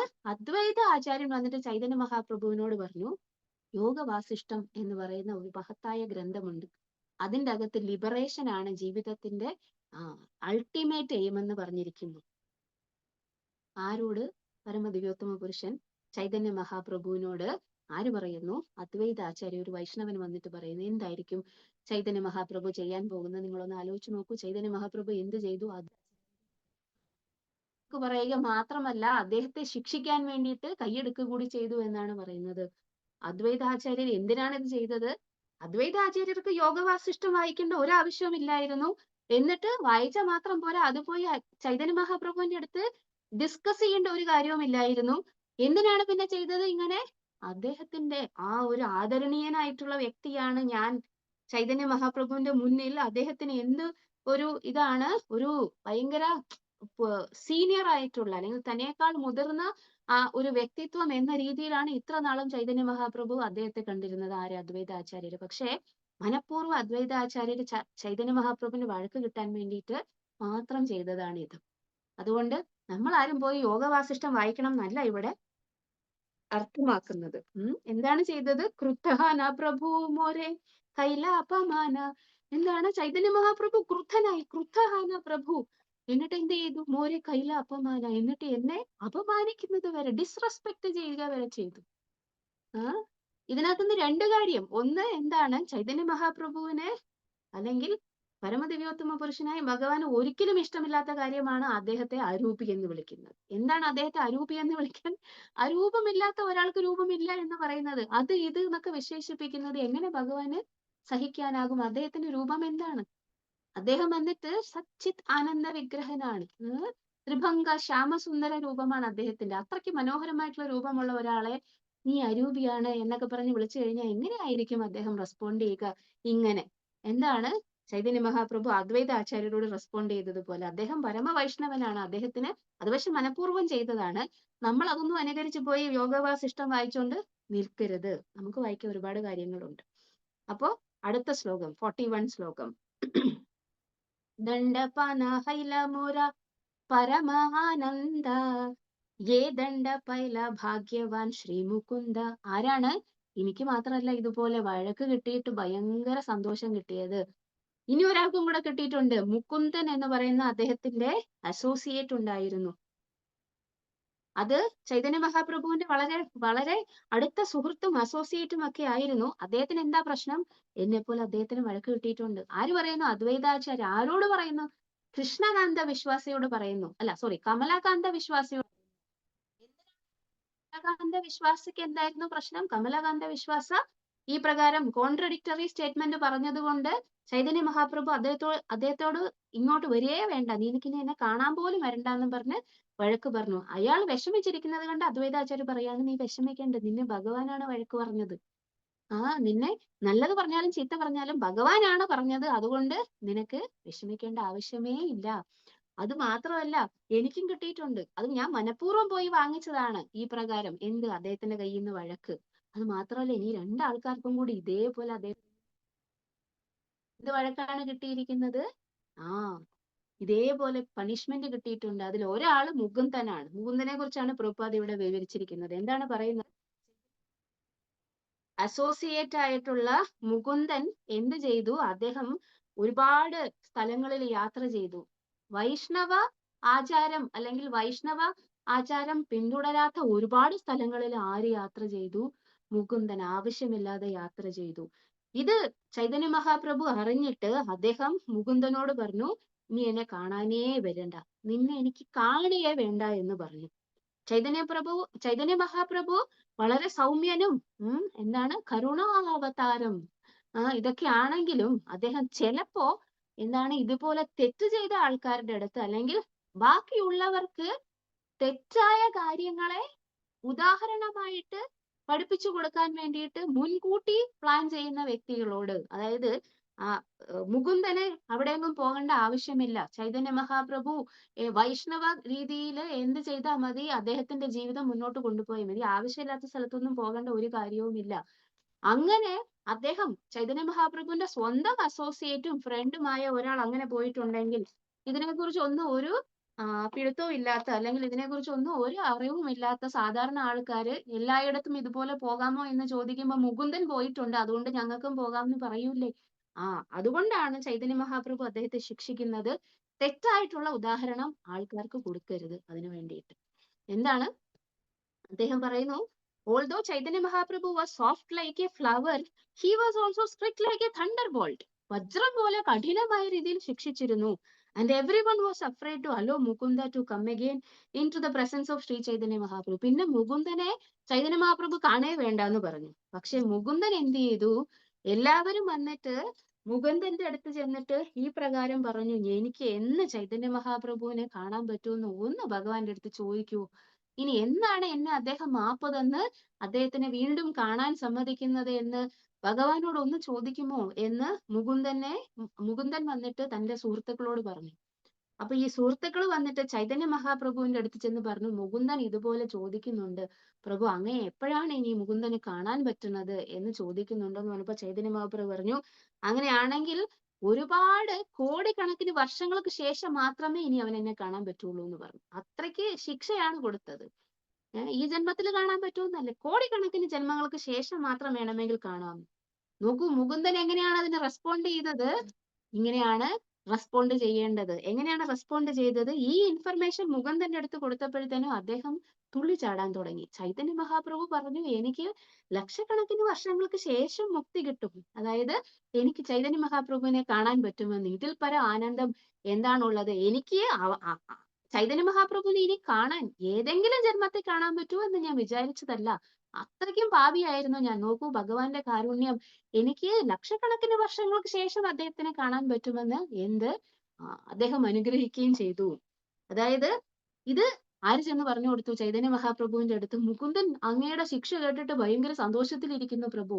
ചൈതന്യ മഹാപ്രഭു ചോദിച്ചു, അതെന്താണ്? ചൈതന്യ മഹാപ്രഭു ചോദിക്കുന്നു, അവന് ഞാൻ ശിക്ഷയല്ലേ കൊടുത്തത്? ലക്ഷക്കണക്കിന് വർഷങ്ങൾക്ക് ശേഷമാണ് അവനെ എനിക്ക് കാണാൻ പറ്റുകയുള്ളൂ, അല്ലെങ്കിൽ അവനെ എന്നെ കാണാൻ പറ്റുകയുള്ളൂ എന്നല്ല, ഞാൻ ശിക്ഷയല്ലേ കൊടുത്തത്. അപ്പൊ അവര് പറഞ്ഞു, മുകുന്ദൻ പറഞ്ഞത് എന്താണെന്നറിയോ പ്രഭു? അങ്ങ് മുകുന്ദനെ അനുഗ്രഹിച്ചതാണെന്ന്. മുകുന്ദന് ശിക്ഷയ്ക്ക് അല്ല, മുക്തിക്ക് അർഹനേ അല്ലായിരുന്നു. പക്ഷെ ലക്ഷക്കണക്കിന് ശേഷം എന്നെ കാണാൻ പറ്റുമെന്ന് അങ്ങ് അനുഗ്രഹിച്ചത് കൊണ്ട് മുകുന്ദന് എപ്പോഴെങ്കിലും അങ്ങയെ കാണാൻ പറ്റുമല്ലോ എന്നുള്ള സന്തോഷം കൊണ്ട് ഉടനെ ചൈതന്യ മഹാപ്രഭു തിരിച്ച് മുകുന്ദനെ വിളിപ്പിച്ചു. ഇങ്ങനെയാണ് റിവേഴ്സസിനെ സ്വീകരിക്കേണ്ടത് എന്ന് മുകുന്ദൻ പഠിപ്പിച്ചു കൊടുത്തത് കൊണ്ട് ചൈതന്യ മഹാപ്രഭു മുകുന്ദനെ തിരികെ അക്സെപ്റ്റ് ചെയ്തു. ഈ കഥ ആരോട് പറയുന്നു? അദ്വൈത ആചാര്യ കമലാകാന്ത വിശ്വാസ എന്ന തന്റെ പേഴ്സണൽ സെർവന്റിനോട് വിഷമിച്ചിരിക്കുന്നത് കൊണ്ട് പറയുന്നു. എന്നിട്ട് പറഞ്ഞു, യേദണ്ഡ പൈല ശ്രീ സച്ചി ഭാഗ്യവതി. മാത്രമല്ല ഇനി ഒരാൾക്കും കൂടി അതുപോലെ ദണ്ഡനം കിട്ടിയിട്ടുണ്ട്. ആര്? ദണ്ഡ പൈല. ഈ ദണ്ഡനം വീണ്ടും ഒരാൾക്കും കൂടി കിട്ടിയിട്ടുണ്ട്. ആർക്ക്? ശ്രീ സച്ചി മാത. ഇതാരാണ് സച്ചി മാത? നമുക്കറിയാം ചൈതന്യ മഹാപ്രഭുവിന്റെ സ്വന്തം മാതാവ്. പരമദിവ്യോത്തമ പുരുഷനെ ഉദരത്തിൽ വഹിച്ച ദേവകി, യശോദമയ്യ, ഇവരോട് എല്ലാരോടും കിടപിടിക്കുന്ന തരത്തിൽ ആർക്കാണ് വ്യക്തിത്വത്തിൽ വിശേഷമുള്ളത്? സച്ചി മാത, ചൈതന്യ ലീലയില് സച്ചി മാത. ആ സച്ചി മാതാവിന് ഭഗവാൻ ഒരിക്കൽ ശിക്ഷ കൊടുത്തിട്ടുണ്ട്. എന്ത് ശിക്ഷ? സേദണ്ഡ പ്രസാദ അന്യ ലോക പാപേ കാട്ടി. എന്താണ്? who could be more fortunate than she to receive such punishment? അങ്ങനെ ഒരു പണിഷ്മെന്റ് കിട്ടാൻ, ചൈതന്യ മഹാപ്രഭുവിന്റെ അടുത്ത് നിന്നും അങ്ങനെ ഒരു പണിഷ്മെന്റ് കിട്ടാൻ സച്ചി മാതായ്ക്ക് എന്താണ് കാരണമായത്? എന്താണ് കാരണമായത്? ഈ അദ്വൈത ആചാര്യര് തന്നെയാണ് കാരണമായത്. അദ്വൈത ആചാര്യർക്ക് ചെയ്ത, അല്ലെങ്കിൽ അദ്വൈത ആചാര്യരോട് ചെയ്ത അപരാധം, അത് സച്ചി മാത അറിഞ്ഞുകൊണ്ട് അദ്വൈതാചാര്യരുടെ മുന്നിൽ വെച്ച് ചെയ്തതൊന്നും അല്ല. വൈഷ്ണവ അപരാധം എന്ന് പറയുന്നത് എത്രത്തോളം സീരിയസ് ആണ് എന്ന് പറഞ്ഞു തരാൻ വേണ്ടിയിട്ടാണ് ഇവിടെ പ്രഭുപാദ് കൃഷ്ണദാസ കവിരാജ ഗോസ്വാമി ഈ കാര്യങ്ങളെല്ലാം വിവരിക്കുന്നത്. എന്താണ് വിവരിക്കുന്നത്? മുകുന്ദൻ എന്ന് പറയുന്ന ഒരു അസോസിയേറ്റിനെ, പിന്നെ സച്ചി മാത, തന്റെ സ്വന്തം മാതാവിനെ ചൈതന്യ മഹാപ്രഭു ശിക്ഷിച്ചു, അല്ലെങ്കിൽ അവർക്ക് പണിഷ്മെന്റ് കൊടുത്തു. എന്തിന്? അപരാധം ചെയ്തതിന്. എന്ത് അപരാധമാണ് മുകുന്ദൻ ചെയ്തത്? ചൈതന്യ മഹാപ്രഭുവിന്റെ നിർദ്ദേശങ്ങളില്ലാതെ അദ്ദേഹത്തിന് തോന്നുന്ന പോലെയുള്ള സ്ഥലങ്ങളിലെല്ലാം ദർശനം നടത്തുകയും വൈഷ്ണവ കൾട്ടിന് എതിരെയുള്ള സ്ഥലങ്ങളിലെല്ലാം പോയി ദർശനം നടത്തി. മുകുന്ദന് സംഭവിച്ചത് എന്താണ് എന്ന് നമുക്ക് മനസ്സിലായി. അതിനുശേഷം ചൈതന്യ മഹാപ്രഭു അദ്വൈതാചാര്യ പറയുന്നു, എന്തിനധികം പറയുന്നു? നിന്നെ വഴക്ക് പറഞ്ഞു എന്നല്ലേ നിനക്ക് പ്രശ്നം? കമലാകാന്ത വിശ്വാസ, ഭഗവാൻ നിന്നെ വഴക്ക് പറഞ്ഞു എന്നാണോ നിനക്ക് പ്രശ്നം? നിനക്ക് എന്തറിയാം? നിന്നെ സ്വന്തം അമ്മയെ പോലും ചൈതന്യ മഹാപ്രഭു ഈ പ്രകാരം അപരാധം ചെയ്തു എന്ന് പറഞ്ഞ് മാറ്റി നിർത്തിയിട്ടുണ്ട്. എങ്ങനെ? അതും അദ്വൈത ആചാര്യർക്ക് എതിരെ അമ്മ എന്ത് ചെയ്തു? മനസ്സിൽ ചിന്തിക്കുക മാത്രമേ ചെയ്തുള്ളൂ. നേരെ പോയി അദ്വൈതാചാര്യന്റെ മുന്നിൽ വെച്ച് അദ്ദേഹത്തെ ചീത്ത വിളിക്കുക ഒന്നും ചെയ്തില്ല.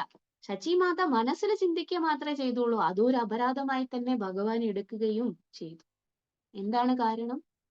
ഒരു ദിവസം ചൈതന്യ ഭാഗവതത്തിലെ മധ്യകാണ്ഡം 22ാമത്തെ അധ്യായത്തില് ഈ പ്രകാരം ഒരു വലിയ പാസ്റ്റൈം എഴുതുന്നുണ്ട്. ആ പാസ്റ്റൈമിനകത്ത് ചൈതന്യ മഹാപ്രഭു ചെറുതായിരുന്ന സമയത്ത് അദ്വൈതാചാര്യർ, ബാക്കിയുള്ള പാർഷദന്മാർ, അവർ ചൈതന്യ മഹാപ്രഭു അല്ല, സോറി, ചൈതന്യ മഹാപ്രഭു മാതാവിനോടൊപ്പം, ശച്ചി മാതാവിനോടൊപ്പം തന്റെ ഗൃഹത്തില് താമസിച്ചിരുന്ന സമയത്ത് ഒരിക്കൽ ചൈതന്യ മഹാപ്രഭു ശാലഗ്രാമ വിഗ്രഹങ്ങളെ, അതായത് ആരാണ് ചൈതന്യ മഹാപ്രഭു? പരമദിവ്യോത്തമ പുരുഷനാണ്. എന്താണ് ശാലഗ്രാമശില? ആ പരമദിവ്യോത്തമ പുരുഷന്റെ റെപ്രസെന്റേറ്റീവ് ആണ്. ചൈതന്യ മഹാപ്രഭു ശാലഗ്രാമ വിഗ്രഹങ്ങളെ പൂജാമുറിയിൽ കയ്യിൽ എടുത്തു വെച്ചിട്ട് ആരാധിക്കുകയല്ല, സോറി, മടിയിൽ എടുത്തു വെച്ചുകൊണ്ട് ഇരിക്കുമ്പോ അദ്ദേഹത്തിന് ഭാവപ്രകടനം ഉണ്ടായി. അതായത് എക്സ്റ്റസി എന്ന് പറയുന്ന അവസ്ഥയുണ്ടായി. ആ സമയത്ത് എല്ലാ ഭക്തന്മാരും ചെന്ന് അദ്ദേഹത്തിന്റെ അടുത്ത് എന്തു ചോദിച്ചു? വരങ്ങൾ ചോദിച്ചു, അനുഗ്രഹങ്ങൾ തരണം എന്ന് പറഞ്ഞ് അവിടെ ചെന്നു. ഓരോരുത്തരും വന്ന് അവരുടെ ഇഷ്ടമുള്ള ആൾക്കാർക്ക് വേണ്ടിയിട്ട് ഭഗവാന്റെ പ്രേമം കിട്ടണം എന്ന്, അതായത് പരിശുദ്ധ ഭഗവത് പ്രേമം ലഭിക്കണം എന്റെ പുത്രിക്ക്, എന്റെ പുത്രന്, എന്റെ ഭാര്യയ്ക്ക്, എന്റെ ഭർത്താവിന്, എന്റെ കൂട്ടുകാരൻ, ഇവർക്ക് എല്ലാവർക്കും പരിശുദ്ധ പ്രേമം കിട്ടണം എന്നാണ് ഓരോരുത്തരും. സ്വന്തമായിട്ട് കിട്ടണം എന്നല്ല ആരും ചെന്ന് പറഞ്ഞത്. ഓരോരുത്തരും അവരവരുടെ ഇഷ്ടമുള്ള ആൾക്കാർക്ക് എന്ത് കിട്ടണം? ഭഗവത് പ്രേമം കിട്ടണം എന്ന് പറഞ്ഞിട്ട് എന്ത് ചെയ്തു? അദ്ദേഹത്തിന്റെ അടുത്ത് ചെന്ന് യാചിക്കാൻ തുടങ്ങി. ചൈതന്യ മഹാപ്രഭു വളരെയധികം സന്തുഷ്ടനായി, വളരെയധികം എക്സ്റ്റസിയിൽ ഇരിക്കുന്ന സമയത്താണ് ഈ കാര്യങ്ങളെല്ലാം ചെന്ന് ആരാവശ്യപ്പെടുന്നത്? ഓരോ ഭക്തന്മാർ ആവശ്യപ്പെടുന്നത്. അതിനിടയ്ക്ക് ഒരാൾ ചെന്ന് പറഞ്ഞു, അങ്ങയുടെ മാതാവ് ശച്ചി മാതാവിന് കൃഷ്ണപ്രേമം കിട്ടാൻ വേണ്ടി അങ്ങ് അനുഗ്രഹിക്കണം. ചൈതന്യ മഹാപ്രഭു പറഞ്ഞു, അത് മാത്രം പറ്റൂല. കാരണം എന്താണ്? വൈഷ്ണവ അപരാധം ചെയ്ത വ്യക്തി, അതാരായാലും, ശൂലപാണി ആയിരുന്നാലും. ആരാണ് ശൂലപാണി? ശൂലപാണി ആരാണ്? ഭഗവാൻ ശിവൻ. ആരായിരുന്നാലും, ശൂലപാണി ആയിരുന്നാലും എന്ത് ചെയ്യില്ല? വൈഷ്ണവ അപരാധം എന്ന് പറയുന്ന തെറ്റ് ചെയ്തിട്ടുണ്ടെങ്കിൽ കൃഷ്ണപ്രേമം ഒരിക്കലും കിട്ടൂല. അപ്പോ ആര് ചൈതന്യ മഹാപ്രഭുവിന്റെ അടുത്ത് ചെന്നിട്ട് അങ്ങയുടെ മാതാവിന് കൃഷ്ണപ്രേമം കിട്ടാൻ വേണ്ടിയിട്ട് അനുഗ്രഹിക്കണം എന്ന് പറഞ്ഞ് പ്രാർത്ഥിച്ച ഭക്തന് ഇത് ഭയങ്കര വിഷമമായി പോയി. അതെന്താണ് ചൈതന്യ മഹാപ്രഭു അങ്ങനെ പറഞ്ഞത്? സ്വന്തം മാതാവിന് കൃഷ്ണപ്രേമം കിട്ടാൻ വേണ്ടിയിട്ട് സാധ്യതയില്ല. ആ മാതാവ് തന്നെയാണ് ഈ പരമദിവ്യോത്തമ പുരുഷനായ ചൈതന്യ മഹാപ്രഭുവിനെ സ്വന്തം ഉദരത്തിൽ വഹിച്ച് എന്ത് ചെയ്തത്? അദ്ദേഹത്തിന്റെ ജനനത്തിന് കാരണമായി തീർന്ന മാതാവ്. അതും യശോദയെ പോലെയോ ദേവകിയെ പോലെയോ ഒക്കെ വിശേഷപ്പെട്ട വ്യക്തിത്വം. ആരാണ്? സച്ചി മാതാവ്. പിന്നെ എന്തു പറ്റി? മാതാവിന് എന്തുകൊണ്ടാണ് കൃഷ്ണപ്രേമം ലഭിക്കാത്തത്? ഈ കാണുന്ന എല്ലാ ആൾക്കാർക്കും അങ്ങ് കൃഷ്ണപ്രേമം വാരി കോരി നൽകും, പക്ഷെ സ്വന്തം മാതാവിന് എന്തുകൊണ്ട് കൃഷ്ണപ്രേമം കൊടുക്കുന്നില്ല? അപ്പോ ചൈതന്യ മഹാപ്രഭു പറഞ്ഞു, വൈഷ്ണവ അപരാധം. വൈഷ്ണവ അപരാധം എന്ന് പറയുന്നത് മത്തഗജത്തെ പോലെയാണ് എന്ന് പ്രഭുപാദ് പറയുന്നു. എന്ത് പറയുന്നു? ഒരു നമ്മുടെ ഭക്തിലത എന്ന് പറയുന്ന, നമ്മൾ വളരെ പരിപോഷിപ്പിച്ച് നട്ടുവളർത്തി ജലസേചനം ചെയ്ത് ചാൻഡിങ്ങും റീഡിങ്ങും ഒക്കെ കൊണ്ട് എന്ത് ചെയ്തുകൊണ്ടിരിക്കുകയാണ്? നമ്മളൊരു കൊച്ചു വള്ളിച്ചെടീനെ പരിപാലിച്ചുകൊണ്ടിരിക്കുകയാണ്. എന്താണ് ആ വള്ളിച്ചെടിക്ക്? ഇങ്ങനെ ശാഖകളും ഒക്കെ വരുന്നതേ ഉള്ളൂ. അതിനെ എന്ത് ചെയ്യണം? നമ്മൾ പ്രൊട്ടക്ട് ചെയ്യണം. ആരിൽ നിന്നും പ്രൊട്ടക്ട് ചെയ്യണം? ഒരുപാട് കാര്യങ്ങളുണ്ട്. അതിൽ ഏറ്റവും പ്രധാനം ഒരു മത്തഗജമാണ്. ഒരു ആന, അതും മതമിളകിയ ആന വന്നു കഴിഞ്ഞിട്ടുണ്ടെങ്കിൽ ഈ ചെടിയുടെ കാര്യത്തില് ഒരു തീരുമാനമായി കിട്ടും, അല്ലെ? ആന വന്നിട്ട് ഒരു ചവിട്ടിയാൽ മതി, എന്തായി പോകും? ചെടി ചത്തുപോകും. എന്താണ് ചെടി? നമ്മുടെ ഹൃദയത്തിലുള്ള ഭക്തിലതയാണ് ചെടി എന്ന് പറയുന്നത്. ആ ഭക്തിലതയെ എന്താണ് നശിപ്പിക്കാൻ വരുന്ന ആന? വൈഷ്ണവാപരാധം. അത്ര വലിയ ഇഫക്റ്റ് ഉണ്ടാക്കുന്നതാണ് വൈഷ്ണവാപരാധം. നമ്മുടെ ഉള്ളിലുള്ള മുഴുവൻ ഭക്തിയെയും നശിപ്പിച്ച് വേരോടെ പിഴുതു കറിയാൻ വേണ്ടിയിട്ട് വൈഷ്ണവാപരാധത്തിന് കഴിയും. അതാണ് ചൈതന്യ മഹാപ്രഭു അത്രയും ഇമ്പോർട്ടൻസ് കൊടുത്തത്. സ്വന്തം മാതാവ് എന്ത് ചെയ്തു? അദ്വൈത ആചാര്യർക്ക് എതിരെ അറിയാതെ ചെയ്തതാണ്. അദ്വൈത ആചാര്യരുടെ മുഖത്ത് നോക്കി നിങ്ങൾ അങ്ങനെയാണ്, നിങ്ങൾ ഇങ്ങനെയാണെന്ന് ഒന്നും പറഞ്ഞില്ല സച്ചി മാത. എന്താണ് സംഭവിച്ചത്? സച്ചി മാതയ്ക്ക് 2 പുത്രന്മാരുണ്ടായിരുന്നു. ആരാണ്? വിശ്വരൂപൻ മൂത്തയാൾ, വളരെ മനോഹരനായിട്ടുള്ള ഒരു കുട്ടി. അവനാണെങ്കിൽ ജഗന്നാഥ മിശ്ര അച്ഛനോടൊപ്പം പല സ്ഥലങ്ങളിൽ യാത്ര ചെയ്യും. വളരെ വിജ്ഞാനിയും വളരെയധികം വേദങ്ങളിലെല്ലാം വിദുഷിയുമായിരുന്നു. ആര്? വിശ്വരൂപൻ. ഒരു ദിവസം ജഗന്നാഥ മിശ്ര അവനെയും കൊണ്ട് എങ്ങോട്ട് പോയി? ഒരു സ്മാർത്ത ബ്രാഹ്മണന്മാരുടെ, അല്ലെങ്കിൽ സോറി, ഭട്ടധാരികൾ എന്ന് പറയുന്ന, ഭട്ടാചാര്യർ എന്ന് പറയുന്ന ഒരു വിഭാഗത്തിന്റെ അടുത്ത് എന്തോ ഒരു കാര്യം, പേഴ്സണൽ കാര്യത്തിന് വേണ്ടി പോയതാണ് ആര്? ജഗന്നാഥ് മിശ്ര. അപ്പോ മൂത്ത മകനായ വിശ്വരൂപനെയും കൂട്ടിക്കൊണ്ടുപോയി. അപ്പൊ വിശ്വരൂപനെ കണ്ടപ്പോ വളരെയധികം സന്തോഷമായി. എന്നിട്ട് ചോദിച്ചു, നീ എന്താ ഇന്ന് പഠിച്ചത്? എന്താണ് നീ പഠിക്കുന്നത് എന്ന് ചോദിച്ചു. ആര്? അച്ഛന്റെ അവിടെ ഉണ്ടായിരുന്ന ഭട്ടാചാര്യരില് കുറെ ആൾക്കാർ ചോദിച്ചു, നീ എന്താണ് പഠിച്ചത് എന്ന് ചോദിച്ചു. വിശ്വരൂപൻ മറുപടി പറഞ്ഞു, ഞാൻ എല്ലാ സ്ഥലത്തു നിന്നും കുറച്ച് കുറച്ച് പഠിച്ചിട്ടുണ്ടെന്ന് പറഞ്ഞു. ഇത് കേട്ടതും ബാക്കിയുള്ളവരെല്ലാം ഒന്നും ചോദിച്ചില്ല. അവരെല്ലാവരും ഇത് കുട്ടിയുടെ എന്താണ് സംസാരമല്ല എന്ന് വിചാരിച്ച് വെറുതെ വിട്ടു. പക്ഷെ ജഗന്നാഥ് മിശ്രയ്ക്ക് വളരെയധികം ദേഷ്യമായി. ജഗന്നാഥ് മിശ്ര തിരിച്ചു പോകുന്ന വഴിയിൽ വിശ്വരൂപനോട് പറഞ്ഞു, എന്ത് അഹങ്കാരമാണ് നീ പറഞ്ഞത്? നിന്നോട് അവര് എന്താണ് നീ പഠിച്ചതെന്ന് ചോദിച്ചപ്പോ എല്ലായിടത്തും കുറച്ച് കുറച്ച് പഠിച്ചു എന്ന് പറയുന്നത് എന്തൊരു അഹങ്കാരമാണ് എന്ന് പറഞ്ഞിട്ട് വിശ്വരൂപന് ഒരു അടി വേണമെങ്കിലും കൊടുത്തു എന്നാണ് പറയുന്നത്. ജഗന്നാഥ് മിശ്ര വിശ്വരൂപനെ ദണ്ഡിക്കാൻ പോയി എന്ന് പറയുന്നു. എന്നിട്ട് ജഗന്നാഥ് മിശ്ര തിരിച്ചു വീട്ടിൽ പോയി. പക്ഷേ വിശ്വരൂപൻ അവിടെ നിന്നും തിരിച്ച് ഈ പറഞ്ഞ ആൾക്കാരുടെ അടുത്ത്, അതായത് അച്ഛന്റെ ഫ്രണ്ട്സിന്റെ അടുത്ത് ചെന്നിട്ട് പറഞ്ഞു, നിങ്ങള് എന്നോട് കാര്യമായിട്ട് ചോദ്യം ഒന്നും ചോദിക്കാത്തത് കൊണ്ട് അച്ഛൻ എന്നെ ശിക്ഷിച്ചു എന്ന് പറഞ്ഞു. അപ്പോ വിശ്വരൂപന്റെ അടുത്ത് അവര് ചോദിച്ചു, എങ്കിലും നീ പറയൂ, നീ ഇന്ന് എന്താണ് പഠിച്ചത് എന്ന് പറയൂ. അവിടെ വിശ്വരൂപൻ എന്ത് ചെയ്തു? വിശ്വരൂപൻ വേദാന്ത സൂത്രത്തിൽ നിന്നും കുറച്ച് കാര്യങ്ങളൊക്കെ പറഞ്ഞ് അവരെ പഠിപ്പിക്കാൻ ശ്രമിച്ചു. സ്വയം വിശ്വരൂപൻ എന്ന് പറഞ്ഞ ആരാണ്? പരമദിവ്യോത്തമ പുരുഷന്റെ തന്നെ അവതാരമാണ് അല്ലെ. അപ്പോ അദ്ദേഹം എന്ത് ചെയ്തു? ഈ കാര്യം നിത്യാനന്ദ പ്രഭുവിന്റെ ശക്തിയാണ്, നിത്യാനന്ദ ശക്തിയാണെന്നാണ് ചൈതന്യ ഭാഗവതത്തിലെ വിശ്വരൂപൻ എന്നെ വിശേഷിപ്പിക്കുന്നത്. അപ്പോ അതുകൊണ്ട് തന്നെ ആരാണ് നിത്യാനന്ദ പ്രഭു? ബലരാമൻ. ആരാണ് ബലരാമൻ? ആദി ഗുരു. അപ്പോ അദ്ദേഹത്തിന് അറിയാൻ മേലാത്ത എന്താണുള്ളത്? ഒന്നുമില്ല. അദ്ദേഹത്തിന്റെ എക്സ്പ്ലനേഷൻ കേട്ടപ്പോ അവിടെ ഇരുന്ന ഭട്ടാചാര്യന്മാരെല്ലാം വന്നിട്ട് വായും തുറന്നിരിപ്പ, എന്തു മനോഹരമായ എക്സ്പ്ലനേഷൻ! ഞങ്ങൾക്ക് എതിർത്ത് പറയാൻ ഒന്നുമില്ലല്ലോ കുട്ടി, നിനക്ക് എന്തോരം വിജ്ഞാനമാണുള്ളത് എന്ന് ചോദിച്ചു. അപ്പൊ വിശ്വരൂപൻ പറഞ്ഞ്, ഇതൊക്കെ നിങ്ങൾ വിശ്വസിച്ചുവോ? ഇത് ഞാൻ നിങ്ങളെ പറ്റിക്കാൻ വേണ്ടി പറഞ്ഞതാണ്. ഇതിനെ റെഫ്യൂട്ട് ചെയ്തിട്ട് ഞാൻ ഇനി ഒരു കാര്യങ്ങൾ പറഞ്ഞു തരാമെന്ന് പറഞ്ഞ് സ്വയം മുമ്പേ പറഞ്ഞ കാര്യങ്ങളെ എല്ലാം തോൽപ്പിക്കുന്ന വിധത്തിൽ, അതിനെ റിഫ്യൂട്ട് ചെയ്യുന്ന വിധത്തിൽ വേദാന്ത സൂത്രത്തിൽ നിന്ന് ഇനി കാര്യങ്ങൾ പറയാൻ തുടങ്ങി. അത് കേട്ടതും അവർ മൊത്തത്തിൽ കൺഫ്യൂഷനായി. ഈ കുട്ടി നേരത്തെ പറഞ്ഞ കാര്യത്തിനെ അവൻ തന്നെ എന്ത് ചെയ്യുന്നു? ഖണ്ഡിച്ചു പറയുന്നു. എന്നിട്ട് അതും എസ്റ്റാബ്ലിഷ് ചെയ്തിരിക്കുന്നു. ഇപ്പോ ഈ കുട്ടി ഇങ്ങനെ എത്ര തവണ ചെയ്തു എന്നറിയാമോ? 3 തവണ. അതായത് ഒരു കാര്യം പറയും, അതിനെ ഖണ്ഡിച്ചുകൊണ്ട് അടുത്ത കാര്യം പറയും, ഇനി അതിനെയും ഖണ്ഡിച്ചുകൊണ്ട് അടുത്തത് വേദാന്ത സൂത്രത്തിൽ നിന്ന് തന്നെ പറയും, ഇതിനെയും ഖണ്ഡിച്ചുകൊണ്ട് ഇനി ഒന്ന് വേദാന്ത സൂത്രത്തിൽ നിന്നും പറയും, അതിനെയും ഖണ്ഡിച്ചുകൊണ്ട് ഇനി ഒന്ന് വേദാന്ത സൂത്രത്തിൽ നിന്നും പറയും. ഇതെല്ലാം ആൾക്കാർ വിശ്വസിക്കും. കാരണം അത്ര ക്ലാരിറ്റിയോടുകൂടി, വ്യക്തതയോടുകൂടിയാണ് അവൻ അതെല്ലാം പറയുന്നത്. വിശ്വരൂപൻ ഇങ്ങനെയുള്ള വ്യക്തിയായിരുന്നു. വിശ്വരൂപൻ എല്ലാവരുടെയും ഹൃദയം കവർന്ന വ്യക്തിയായിരുന്നു. പക്ഷേ ഒരു പ്രശ്നം ഉണ്ടായി. അദ്വൈത ആചാര്യർ എന്ന് പറയുന്ന വിശ്വരൂപനാണെങ്കിൽ ലോകമെല്ലാം, അതായത് ആ എന്താണ് ഗ്രാമത്തിലെല്ലാം നടക്കും. എന്നിട്ട് എന്താണ് കൃഷ്ണപ്രേമം ആർക്കാണ് ഉള്ളത് എന്ന് സെർച്ച് ചെയ്ത് നടക്കുകയാണ്. പക്ഷെ അവിടെ അങ്ങ് ഒറ്റ മനുഷ്യരെയും, ഭക്തി എന്ന് പറയുന്നത് യഥാർത്ഥത്തിൽ പ്രാവർത്തികമാക്കി ചെയ്യുന്ന ഒറ്റ മനുഷ്യനെ ആരെവിടെ കണ്ടില്ല? വിശ്വരൂപൻ കണ്ടതേയില്ല. അവിടെയുള്ള ആൾക്കാരെല്ലാം ഭക്തി, കൃഷ്ണപ്രേമം എന്നതിനെ ചീപ്പായിട്ട്, അല്ലെങ്കിൽ ഭൗതിക ആഗ്രഹത്തിന് വേണ്ടിയിട്ട്, ഇതിനൊക്കെ വേണ്ടിയിട്ട് പ്രാക്ടീസ് ചെയ്യുന്നതേ കണ്ടുള്ളൂ. ആകെ ഒരേ ഒരാളെ കണ്ടുള്ളൂ. എന്തിന്?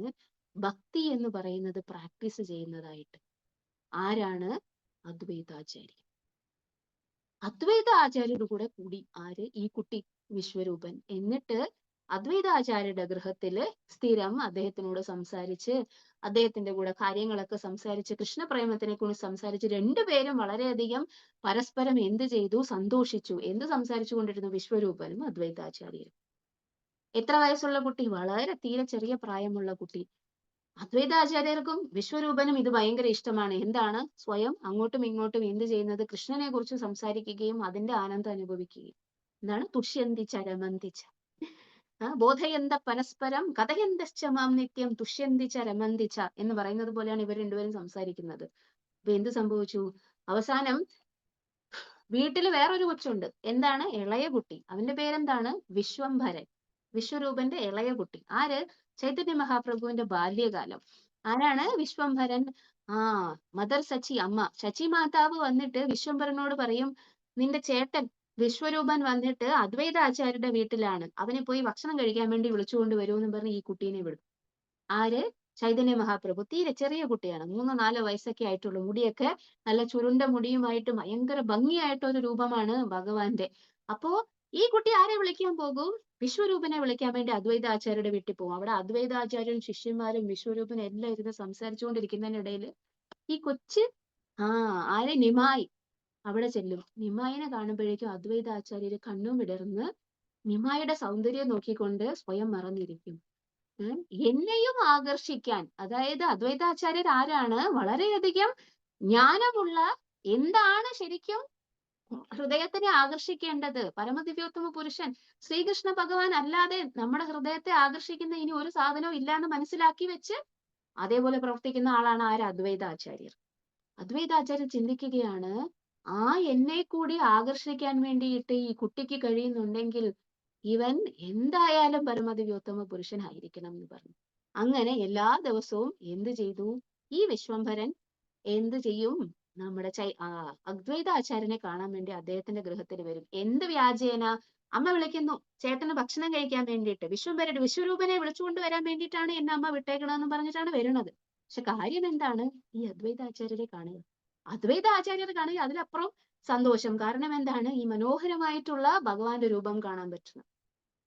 അങ്ങനെ കുറെ കാലം കഴിഞ്ഞപ്പോഴേക്കും വിശ്വരൂപൻ അദ്വൈത ആചാര്യരുടെ ഇൻഫ്ലുവൻസിൽ സന്യാസം സ്വീകരിച്ചു പോയി. സച്ചി മാതാവിന് ഭയങ്കര വിഷമായി.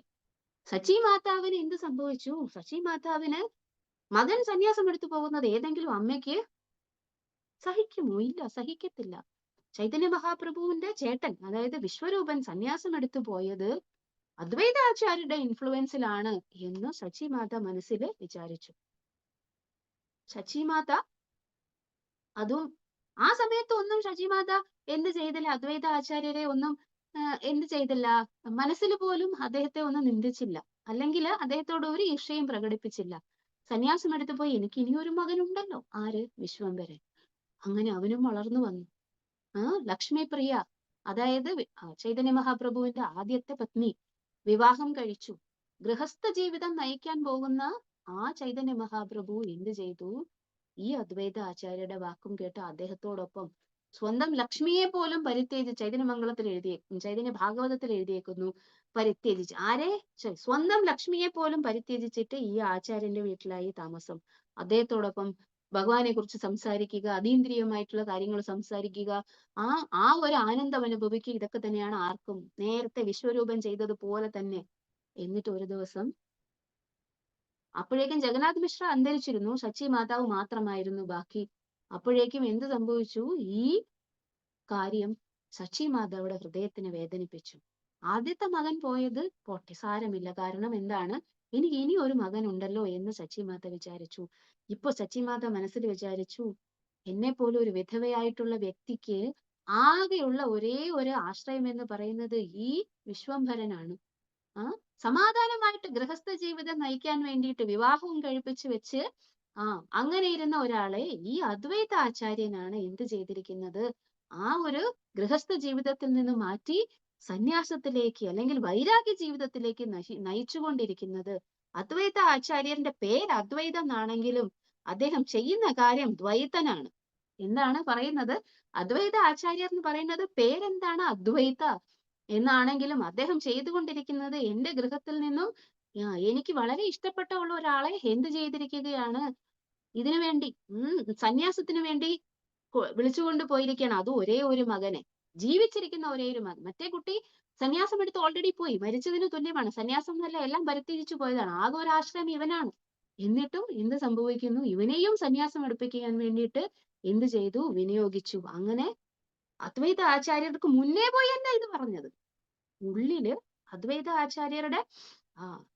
ആചാര്യരെ കുറിച്ച് ഇങ്ങനെ ചില ഫീലിങ്സ്, അതായത് എന്താണ്, വികാരങ്ങൾ വന്നിട്ട് സച്ചി മാതാവിന്റെ മനസ്സിലുണ്ട്. അദ്വൈത ആചാര്യരുടെ പേര് അദ്വൈത എന്നാണെങ്കിലും എന്റെ ജീവിതത്തിൽ ദ്വൈതങ്ങൾ ഉണ്ടാക്കുക എന്നുള്ളതാണ് അദ്ദേഹത്തിന്റെ ഉദ്ദേശം എന്ന് പറഞ്ഞിട്ട് മനസ്സില് ഇത് ചൈതന്യ മഹാപ്രഭു ഒരിക്കലും ക്ഷമിച്ചില്ല. ചൈതന്യ മഹാപ്രഭു വന്നിട്ട് ഒരു എക്സ്റ്റസിയിൽ ഇരിക്കുന്ന സമയത്ത് എല്ലാവർക്കും കൃഷ്ണപ്രേമം വേണം എന്ന് പറഞ്ഞ് എല്ലാവരും വന്ന് പറഞ്ഞു, സ്വന്തം മാതാവിന് കൃഷ്ണപ്രേമം വേണം, അല്ലെങ്കിൽ കൃഷ്ണപ്രേമം ദാനം ചെയ്യണം എന്ന് പറഞ്ഞിട്ട് ചൈതന്യ മഹാപ്രഭു അനുവദിച്ചില്ല. എന്താണെന്ന് ചോദിച്ചപ്പോ പറഞ്ഞു അദ്വൈത ആചാര്യരുടെ അടുത്ത് ഒഫൻസ് ചെയ്തു. അപരാധം ചെയ്തത് ശൂലപാണി ആണെങ്കിലും എന്താണ് ത്രിശൂലം ധരിച്ചിരിക്കുന്ന സ്വയം മഹാദേവനാണെങ്കിൽ കൂടി വൈഷ്ണവ അപരാധം ചെയ്തു കഴിഞ്ഞിട്ടുണ്ടെങ്കിൽ ആരാണ് വൈഷ്ണവാനം യഥാശംഭു, അദ്ദേഹത്തിന് പോലും എന്താണ് കൃഷ്ണപ്രേമം ലഭിക്കുകയില്ല. അപ്പൊ ഇനി എന്ത് ചെയ്യും? ഇത് ചെന്നിട്ട് അല്ല എന്ത് ചെയ്യണം? അദ്വൈ ഇനി വൈഷ്ണവ അപരാധത്തിന്റെ ഒരു പ്രത്യേകത എന്താണെന്ന് പറഞ്ഞാല് വൈഷ്ണവ അപരാധം ചെയ്തു കഴിഞ്ഞാൽ ഭഗവാൻ പോലും ഒന്നും ചെയ്യാൻ പറ്റൂല. അംബരീഷ മഹാരാജാവിനോട് അപരാധം ചെയ്ത ദുർവാസ മഹർഷി എല്ലായിടത്തും പോയി. ബ്രഹ്മദേവന്റെ അടുത്തും ലോർഡ് ശിവയുടെ അടുത്തും ഭഗവാൻ വിഷ്ണുവിന്റെ അടുത്ത് എല്ലാവരുടെ അടുത്തും പോയി, ഓടിച്ചാടി എല്ലാവരുടെ അടുത്തും പോയി. പക്ഷെ എന്നിട്ട് എന്തെങ്കിലും രക്ഷയുണ്ടായിരുന്നോ? ഒരു രക്ഷയുമില്ല. എന്താണ് പറഞ്ഞത്? ആർക്കാണോ അപരാധം ചെയ്തത്, ആരുടെ അടുത്താണോ അപരാധം ചെയ്ത് പോയി അദ്ദേഹത്തിന്റെ കാൽക്കൽ വീണ് അദ്ദേഹം മാപ്പാക്കിയാൽ രക്ഷപ്പെടും എന്ന് പറഞ്ഞു. ഇവിടെയും ഭഗവാൻ അതേ വിധി തന്നെ കൊടുത്തു. ആർക്ക്? സ്വന്തം മാതാവിനോട് പറയാൻ പറഞ്ഞു. ആർക്കെതിരെയാണോ അപരാധം ചെയ്തിരിക്കുന്നത് ആ വ്യക്തിയുടെ പാദത്തിൽ വീണ് ആ പാദതൂളി ശിരസിൽ ധരിച്ചു കഴിഞ്ഞ് അദ്ദേഹം മാപ്പ് തന്നു കഴിഞ്ഞിട്ടുണ്ടെങ്കിൽ അങ്ങേക്ക് ഞാൻ മാപ്പ് തരാം എന്ന് പറഞ്ഞു. ഇനി സച്ചിമാത എന്ത് ചെയ്യും? ഇതെല്ലാം പോയിട്ട് അദ്വൈതാചാര്യന്റെ അടുത്ത് ആര് ചെന്ന് പറഞ്ഞു കൊടുത്തു? ഈ പറഞ്ഞ, അതായത് ചൈതന്യ മഹാപ്രഭു ഇങ്ങനെ പറഞ്ഞത് കേട്ട ആൾക്കാർ ചെന്ന് പറഞ്ഞു കൊടുത്തു. ചൈതന്യ മഹാപ്രഭു ഇങ്ങനെ പറഞ്ഞുവെന്ന് അദ്വൈതാചാര്യരുടെ മുമ്പിൽ വന്ന് ശച്ചിമാത വന്ന് പാദത്തിൽ വീണ് നമസ്കരിച്ച് പാദധൂളി വന്ന് എന്ത് ചെയ്യണം? ശിരസിൽ അണിയണം, മാപ്പപേക്ഷിക്കണം എന്ന് പറഞ്ഞ അദ്വൈതാചാര്യ പറഞ്ഞു ഇത് എന്ത് സംഭവമാണ്? ഇത് നടക്കൂല. എന്താണ്? അദ്വൈതാചാര്യൻ പറഞ്ഞ ആ മാതാവ് എന്റെ മാതാവിനെ പോലെയാണ്. എന്റെ ഈശ്വരൻ ചൈതന്യൻ, ശ്രീ ചൈതന്യൻ പരമദിവ്യോത്തമ പുരുഷൻ, അദ്ദേഹത്തിന്റെ ഗർഭത്തിൽ ധരിച്ച് അദ്ദേഹത്തിന് ജനനം കൊടുത്ത അമ്മ ഗംഗയെ പോലെ അല്ലെങ്കിൽ ദേവകിയെ പോലെ അല്ലെങ്കിൽ യശോദയെ പോലെ, ഇതെല്ലാം എവിടെയാണ് എഴുതുന്നത്? ചൈതന്യ ഭാഗവതത്തിലെ കാര്യമാണ്. അത്രയും ഇമ്പോർട്ടന്റ് ആയിട്ടുള്ള ഒരു വ്യക്തി ആയതുകൊണ്ട് ഞാൻ ചെന്നിട്ട് അദ്ദേഹത്തിന്റെ മുന്നിൽ, അതായത് അമ്മയുടെ മുന്നിൽ നമസ്കരിക്കാം. ആ അമ്മയ്ക്ക് എന്റെ അമ്മയുടെ സ്ഥാനമാണ്. ആ മാതാവ് എങ്ങനെയാണ് എന്റെ കാൽക്കൽ വന്ന് വീഴുക? അത് സാധിക്കുകയില്ല, അത് അസംഭവ്യമാണ്, അത് ഞാൻ അനുവദിക്കുകയില്ല എന്ന് പറഞ്ഞു. ഇനി എന്ത് ചെയ്യും? ഒരു കാര്യം ചൈതന്യ മഹാപ്രഭു പറഞ്ഞു, അമ്മ വന്ന് കാൽക്കൽ വീണ ആരുടെ? അദ്വൈതാചാര്യരുടെ. എന്നാലേ എന്താവുകയുള്ളൂ? മാപ്പ് കൊടുക്കുകയുള്ളൂ എന്ന് പറഞ്ഞു. അദ്വൈതാചാര്യ പറഞ്ഞു അത് ഒരിക്കലും ഞാൻ സമ്മതിക്കൂല എന്ന് പറഞ്ഞു. ഇങ്ങനെ അവസാനം എന്ത് സംഭവിച്ചു? ഹരി ഹരി എന്ന് പറഞ്ഞ് വിളിച്ച് അദ്വൈതാചാര്യർ ബോധം കെട്ട് വീണു. എക്സ്റ്റസി. ആ അവസരത്തില് സച്ചിമാത ഓടി വന്നു. സച്ചിമാത ഓടി വന്നിട്ട് അദ്വൈതാചാര്യർ ബോധം കെട്ട് കിടക്കുമല്ലേ, അദ്ദേഹത്തിന് ഓർമ്മയുണ്ടെങ്കിലല്ലേ ശച്ചി മാതാവിനെ തടയുകയുള്ളൂ. അങ്ങനെ കിടക്കുന്ന അവസരത്തില് ശച്ചി മാതാവ് വന്നിട്ട് അദ്ദേഹത്തിന്റെ പാദധൂളിയെടുത്ത് ശിരസിൽ വെച്ച് അദ്ദേഹത്തോട് മാപ്പ് അപേക്ഷിച്ചു. ചൈതന്യ മഹാപ്രഭു അമ്മേനെ തിരിച്ചു സ്വീകരിച്ചു. എന്തിനാണ് പ്രഭുപാദ് ഇതൊക്കെ നമ്മളോട് പറയുന്നത്?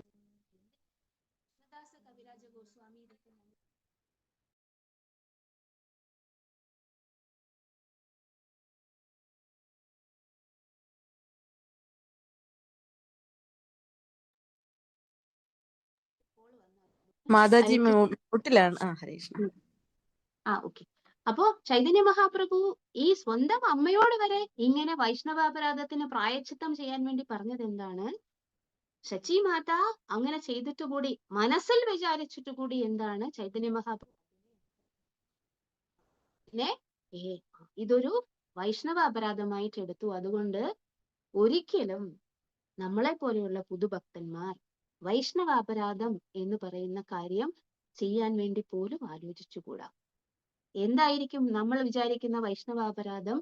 മറ്റുള്ള ഭക്തന്മാർ, ഞാൻ എന്നുള്ള വ്യക്തി മറ്റുള്ള എല്ലാ ഭക്തന്മാരെയും നമ്മളെക്കാൾ ഉയർന്ന ഭക്തന്മാരായിട്ട് കാണണം. ആര്?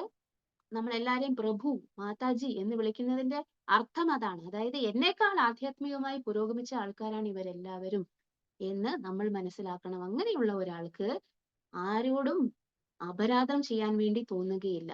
എന്ത് പ്രവർത്തികൾ അവരുടെ സൈഡിൽ നിന്നുമുള്ള പ്രവർത്തികൾ തെറ്റാണ് എന്ന് നമുക്ക് തോന്നിയാലും അതുകൊണ്ട് അവരെ ഉപദേശിക്കാനോ അല്ലെങ്കിൽ അവരെ കറക്റ്റ് ചെയ്യാനോ ഉള്ള ഒരു പൊസിഷനിലാണ് നമ്മൾ ഇരിക്കുന്നതെങ്കിൽ, ഒരു കൗൺസിലർ അല്ലെങ്കിൽ ഒരു സുപ്പീരിയർ വൈഷ്ണവ, അദ്ദേഹത്തിന് തന്റെ കീഴിലുള്ള ആൾക്കാരെ അവരുടെ ആധ്യാത്മികമായിട്ടുള്ള ഉന്നതിനെ എന്ത് ചെയ്യണം? സപ്പോർട്ട് ചെയ്യാനുള്ള കടമയുണ്ട്. അവർ തെറ്റ് ചെയ്യുകയാണെങ്കിൽ ഇദ്ദേഹത്തിന് അവരെ പറഞ്ഞ്, അതായത് സൗമ്യമായിട്ട് പറഞ്ഞു കൊടുത്ത് മനസ്സിലാക്കാം. അല്ലെങ്കിൽ എന്ത് ചെയ്യാം, അതിനനുസരിച്ചുള്ള കറക്ഷൻ ഒക്കെ വരുത്താം. അത് ഈ മേലെ, അതായത് കൗൺസിലറോ അല്ലെങ്കിൽ എന്താണ് ഉന്നത സ്ഥാനത്തിരിക്കുന്ന വ്യക്തികൾക്കോ വേണമെങ്കിൽ ഇങ്ങനെ ചെയ്യാം. പക്ഷേ അവരത് ചെയ്യുന്നത് നമ്മളെ കറക്റ്റ് ചെയ്യാൻ വേണ്ടിയിട്ടാണ്. പക്ഷെ അതേ കാര്യം വേറൊരാൾ, ആ പ്രഭു അല്ലെങ്കിൽ ആ മാതാജി ഇങ്ങനെയാണ് ചെയ്തത് എന്ന് പറഞ്ഞിട്ട് ഡയറക്റ്റ്ലി വന്ന് നമ്മളോട് പറയുകയാണെങ്കിലും പ്രശ്നമൊന്നുമില്ല, പറഞ്ഞു തീർക്കാവുന്നതേ ഉള്ളൂ. പക്ഷേ അവര് ചിന്തിച്ചു കൂട്ടിയിട്ട് ഇതുകൊണ്ടായിരിക്കും അവർ അങ്ങനെ ചെയ്തതെന്ന് പറഞ്ഞ് നാലാളുടെ അടുത്ത് പോയി പ്രചരിപ്പിച്ചാൽ എന്തായിരിക്കും അവസ്ഥ? അതും അവര് ചെയ്തിട്ടില്ലാത്ത ഒരു കാര്യമാണെങ്കിൽ എന്തായിരിക്കും അവസ്ഥ? ഇതാണ് നമ്മൾക്കിടയിൽ സംഭവിക്കുന്നത്. എന്ത് സംഭവിക്കും? നമ്മള് മറ്റുള്ളവരെ എന്ത് ചെയ്യും? അളക്കും. എന്നിട്ട് ആ അവസരത്തിൽ ഈ പ്രഭു അല്ലെങ്കിൽ മാതാജി ഇങ്ങനെ ചെയ്തിരിക്കുന്നത്, അല്ലെങ്കിൽ അങ്ങനെ പറഞ്ഞത് എന്നോട് സ്പർദ്ധയുള്ളത് കൊണ്ടായിരിക്കാം, അല്ലെങ്കിൽ അദ്ദേഹം ഇങ്ങനെ ഒരു കളങ്കം ഉള്ളത് കൊണ്ടായിരിക്കാം എന്നൊക്കെ വിചാരിച്ചിട്ട് നമ്മൾ പോലും അദ്ദേഹത്തോട് നേരിട്ട് പറഞ്ഞാലും പ്രശ്നമൊന്നുമില്ല. അദ്ദേഹത്തിനോട് പറഞ്ഞിട്ടുണ്ടെങ്കിൽ ക്ലാരിഫൈ ചെയ്യാം. എന്താണ് അങ്ങനെ അദ്ദേഹം പ്രവർത്തിച്ചത്, അല്ലെങ്കിൽ അവരെന്തുകൊണ്ടാണ് അങ്ങനെ പ്രവർത്തിച്ചത് എന്ന് നമുക്ക് മനസ്സിലാക്കാം. പക്ഷെ ഇതല്ല ചെയ്യുന്ന നമ്മൾ സാധാരണ. എന്ത് ചെയ്യും?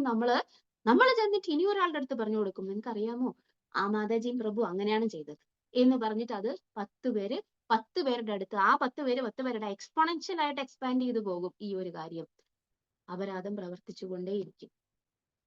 ചൈതന്യ മഹാപ്രഭു പറയുന്നു, അപരാധം പ്രവർത്തിക്കുന്നവൻ ശൂലപാണി ആയിരുന്നാലും അത് കൃഷ്ണപ്രേമം ലഭിക്കാൻ സാധ്യതയില്ല.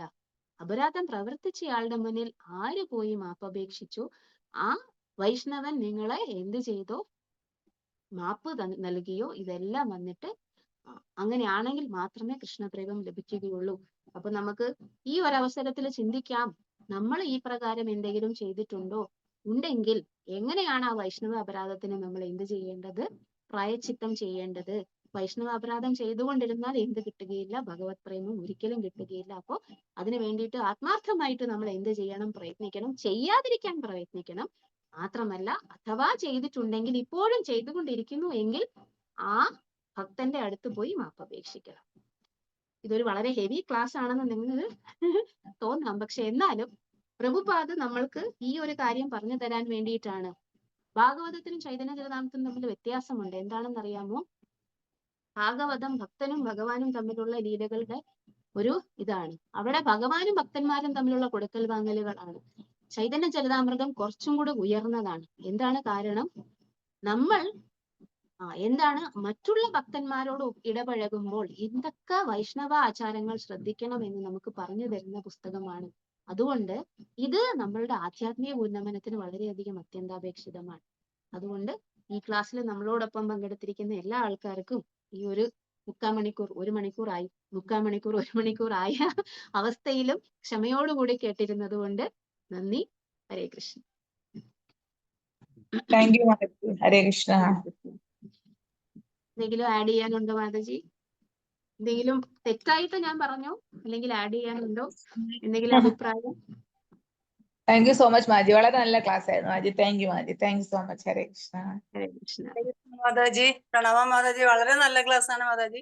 വൈഷ്ണവ അപരാധത്തിനെ കുറിച്ച് എത്ര പറഞ്ഞാലും അധ്യാപവും തീരുവില്ല. കാരണം അത്ര സീരിയസ് ആയിട്ടുള്ളതാണ്.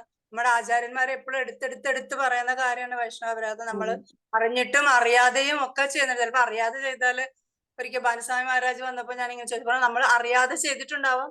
ചിലപ്പോ ആ വൈഷ്ണവരും ചിലപ്പോ അറിഞ്ഞിട്ടുണ്ടാവില്ല. അങ്ങനെയുള്ള കാര്യം നമ്മൾ എന്തെങ്കിലും നമ്മൾ അവരോട് മനസ്സുകൊണ്ടെങ്കിലും അവരോട് അപേക്ഷിക്കുക. ഒരിക്കലും വൈഷ്ണവരാധം അതൊരിക്കലും നമ്മുടെ ഭക്തിക്ക് പ്രോത്സാഹനമാവില്ല. നമ്മൾ പോകില്ല. വളരെ നല്ല ക്ലാസ് ആണ്. അത് എത്ര സമയം എടുത്താലും അത് നല്ലതാണ് മാതാജി. അത് എത്രയായാലും വളരെ നല്ല class. Thank you Mataji. Hare Krishna. പ്രണാമം. ഹരേ കൃഷ്ണ. Thank you Mataji. ഹരേ കൃഷ്ണ. നല്ല ഇൻട്രസ്റ്റ് ആയിരുന്നു കേട്ടിരിക്കാൻ. നല്ല ക്ലാസ് ആയിരുന്നു. Hare Krishna. Thank you. Thank you Mataji. നല്ല ക്ലാസ് ആയിരുന്നു മാതാജി. പറഞ്ഞ സമയം പോയത് തന്നെ അറിഞ്ഞില്ല. ഇന്ന് അങ്ങനെ മുഴുകിപ്പോയി ഇതില്. ഹരേ കൃഷ്ണ. ഹരേ കൃഷ്ണ മാജി.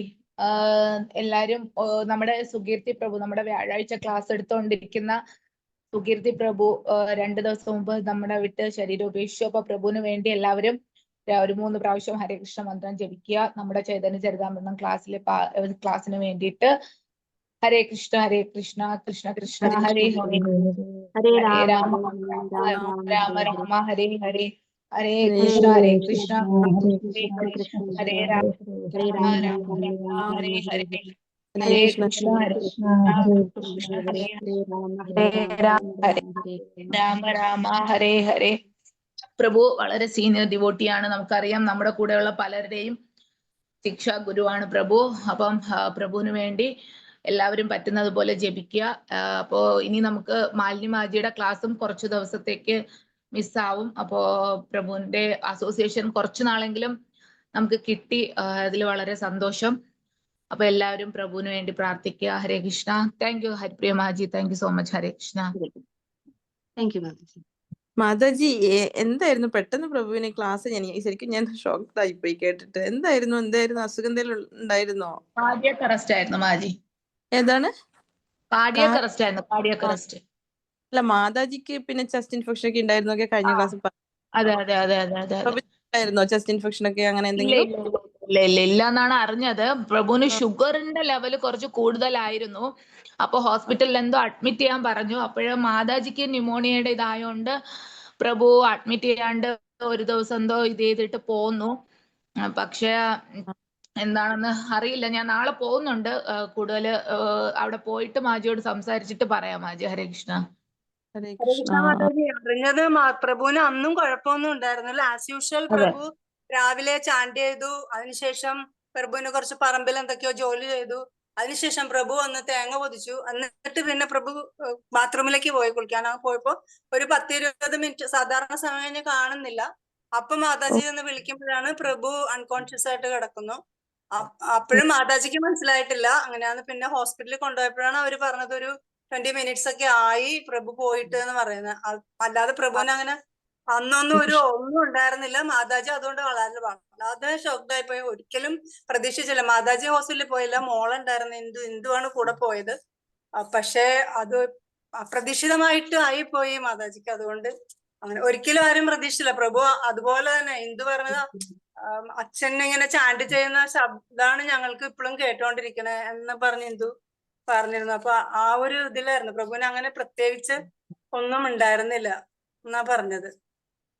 അതുപോലെ തന്നെ തലേ ദിവസം നമ്മുടെ ഗൗരിപ്രിയ ട്രിവാൻഡ്രത്തുള്ള ഗൗരിപ്രിയ മാജി ഇങ്ങനെ ഒരു ഫോട്ടോ കാണിച്ചു തന്നു. തലേ ദിവസം കുറച്ച് ഡിവോട്ടീസ് പ്രഭുവിന്റെ മാജിയുടെ വീട്ടില് വിസിറ്റ് ചെയ്തിരുന്നു. അപ്പൊ രാത്രി 10 വരെ ആ ഡിവോട്ടീസ് അവിടെ അവിടെ ആ സമയത്ത് പ്രഭുവിന്റെ കൂടെ എടുത്തൊരു ഫോട്ടോയും ഒക്കെ മാതാജി എനിക്ക് കാണിച്ചു തന്നു. അപ്പൊ അത് ഒരു പ്രശ്നം ഉണ്ടായിരുന്നില്ല പ്രഭുവിന്. എന്തായാലും ഭഗവാന്റെ അടുത്ത് ഉറപ്പായിട്ടും പ്രഭു എത്തിയിട്ടുണ്ടാവും. തീർച്ചയായിട്ടും മാതാജി അങ്ങനത്തെ പ്രഭുവാണ്. നല്ലൊരു പ്യുവർ സോളോസ് ഉറപ്പായിട്ടും ഞാനിങ്ങനെ എത്തും. അപ്പൊ ഭഗവാൻ അടുത്തോട്ടുള്ള പ്രഭുവിന്റെ യാത്ര നന്നായിരിക്കും. ഇന്ദുവിനോട് പറഞ്ഞ കാര്യം എന്താന്ന് വെച്ചാ ലക്ഷ്മി രാധ ഇങ്ങനെ അവര് മധ്യപ്രദേശിൽ അവര് ചെയ്തുകൊണ്ടിരുന്നതാണ്. മധ്യപ്രദേശിന്റെ ജഗന്നാഥ് ഡീറ്റീസ് വളരെ നല്ല ജഗന്നാഥ ഞാൻ കണ്ടിട്ടുണ്ട്. ആ ഡീറ്റീസിന് അവരെ പോരുന്നവരെ മാതാജിയും പ്രഭുവും ആയിരുന്നു. അവരുടെ വീട്ടിലായിരുന്നു. ഞാനൊക്കെ പോയി കണ്ടിട്ടുള്ള ഒരു മാതാജിയുടെയും പ്രഭുവിന്റെ അസോസിയേഷൻ ഒരുപാട് എടുത്തിട്ടുണ്ട്. അപ്പൊ ആ ഡീറ്റീസിന് അപ്പൊ അവൾക്ക് സങ്കടം വന്നിട്ട് ആ ഡീറ്റീസിനെ പോയി കണ്ടു. അപ്പൊ ആ ഡീറ്റീസിന്റെ പടം എനിക്ക് ഇട്ടുണ്ട്. ഡീറ്റീസ് കാണും എന്ത് ഹാപ്പി ആയിട്ടാണ് ഇരിക്കുന്ന ഡീറ്റീസ്. അപ്പൊ അവൾക്ക് ഡീറ്റീസ് റെസിപ്രിക്കേറ്റ് ചെയ്യണ പോലെയാണ് ഞങ്ങൾക്ക് കിട്ടിയെന്ന് പറഞ്ഞിട്ട് അങ്ങനത്തെ ആ ഒരു ഹാപ്പിനെസ്സിലാണ് ഡീറ്റീസ് ഉള്ളത്. അപ്പൊ അവളത് ഇന്ദുവിനോട് പറഞ്ഞു. അപ്പൊ ഇന്ദു പറഞ്ഞു തലേദിവസം രാത്രി അവള് സ്വപ്നം കണ്ടു. അവള് കൃഷ്ണന്റെ ഇങ്ങനെ കൈ നീട്ടിട്ട് അച്ഛ ഇങ്ങനെ ഹഗ് ചെയ്യണ മാതിരി അവള് സ്വപ്നം കണ്ടു എന്ന് പറഞ്ഞിട്ട് അവള് തിരിച്ച് ലക്ഷ്മിക്ക് അങ്ങനെ മെസ്സേജ് ഇടണം. അവൾ അങ്ങനെ സ്വപ്നം കണ്ടു എന്ന്. അച്ഛ ഹഗ് ചെയ്യണ പോലെ ഭഗവാൻ ഇങ്ങനെ കഴിഞ്ഞിട്ട് ഹഗ് ചെയ്യണ സ്വപ്നം കണ്ടു എന്നവള്. അപ്പോ പ്രഭു എന്തായാലും ഭഗവാന്റെ അടുത്ത് പോകാൻ യാതൊരു സംശയമില്ല. അങ്ങനത്തെ ഒരു പ്രഭുവാണ് മാതാജി. എത്ര പറഞ്ഞാലും മതിയാവില്ല. അങ്ങനെയാണ് ഹരേ കൃഷ്ണ മാതാജി. എനിക്കായാലും പ്രഭുജിയെ ഞാൻ കുറച്ച് ക്ലാസ്സുകളെ കേട്ടിട്ടുള്ളൂ. പക്ഷെ എനിക്കും അതേ ഫീൽ ആയിരുന്നു. ഭയങ്കര വിഷമം തോന്നി. ഫിസിക്കലി ഇനി നമുക്ക് അസോസിയേഷൻ ഇല്ലല്ലോ ഓർത്തിട്ട്. പക്ഷെ ആ ഒരു ഫീലിംഗ് അതുകൊണ്ടുള്ള ഒരു വിഷമം. പക്ഷെ എനിക്കും ആ ഒരു ഫീൽ തന്നെയായിരുന്നു. ആ ഒരു സന്തോഷം ഉണ്ടായിരുന്നു മനസ്സിൽ. പ്രഭുജി ഭഗവാന്റെ അവിടെ അൾട്ടിമേറ്റ് ഡെസ്റ്റിനേഷൻ എത്തിക്കാണെന്നുള്ള ഒരു ഫീൽ ആയിരുന്നു എനിക്കും. Hare Krishna. Hare Krishna Mataji. Hare Krishna Maji. Thank you Maji. Hare Krishna. Close ചെയ്തോട്ടെ മാജി. ശരി. Thank you Maji. ഹരേ കൃഷ്ണ.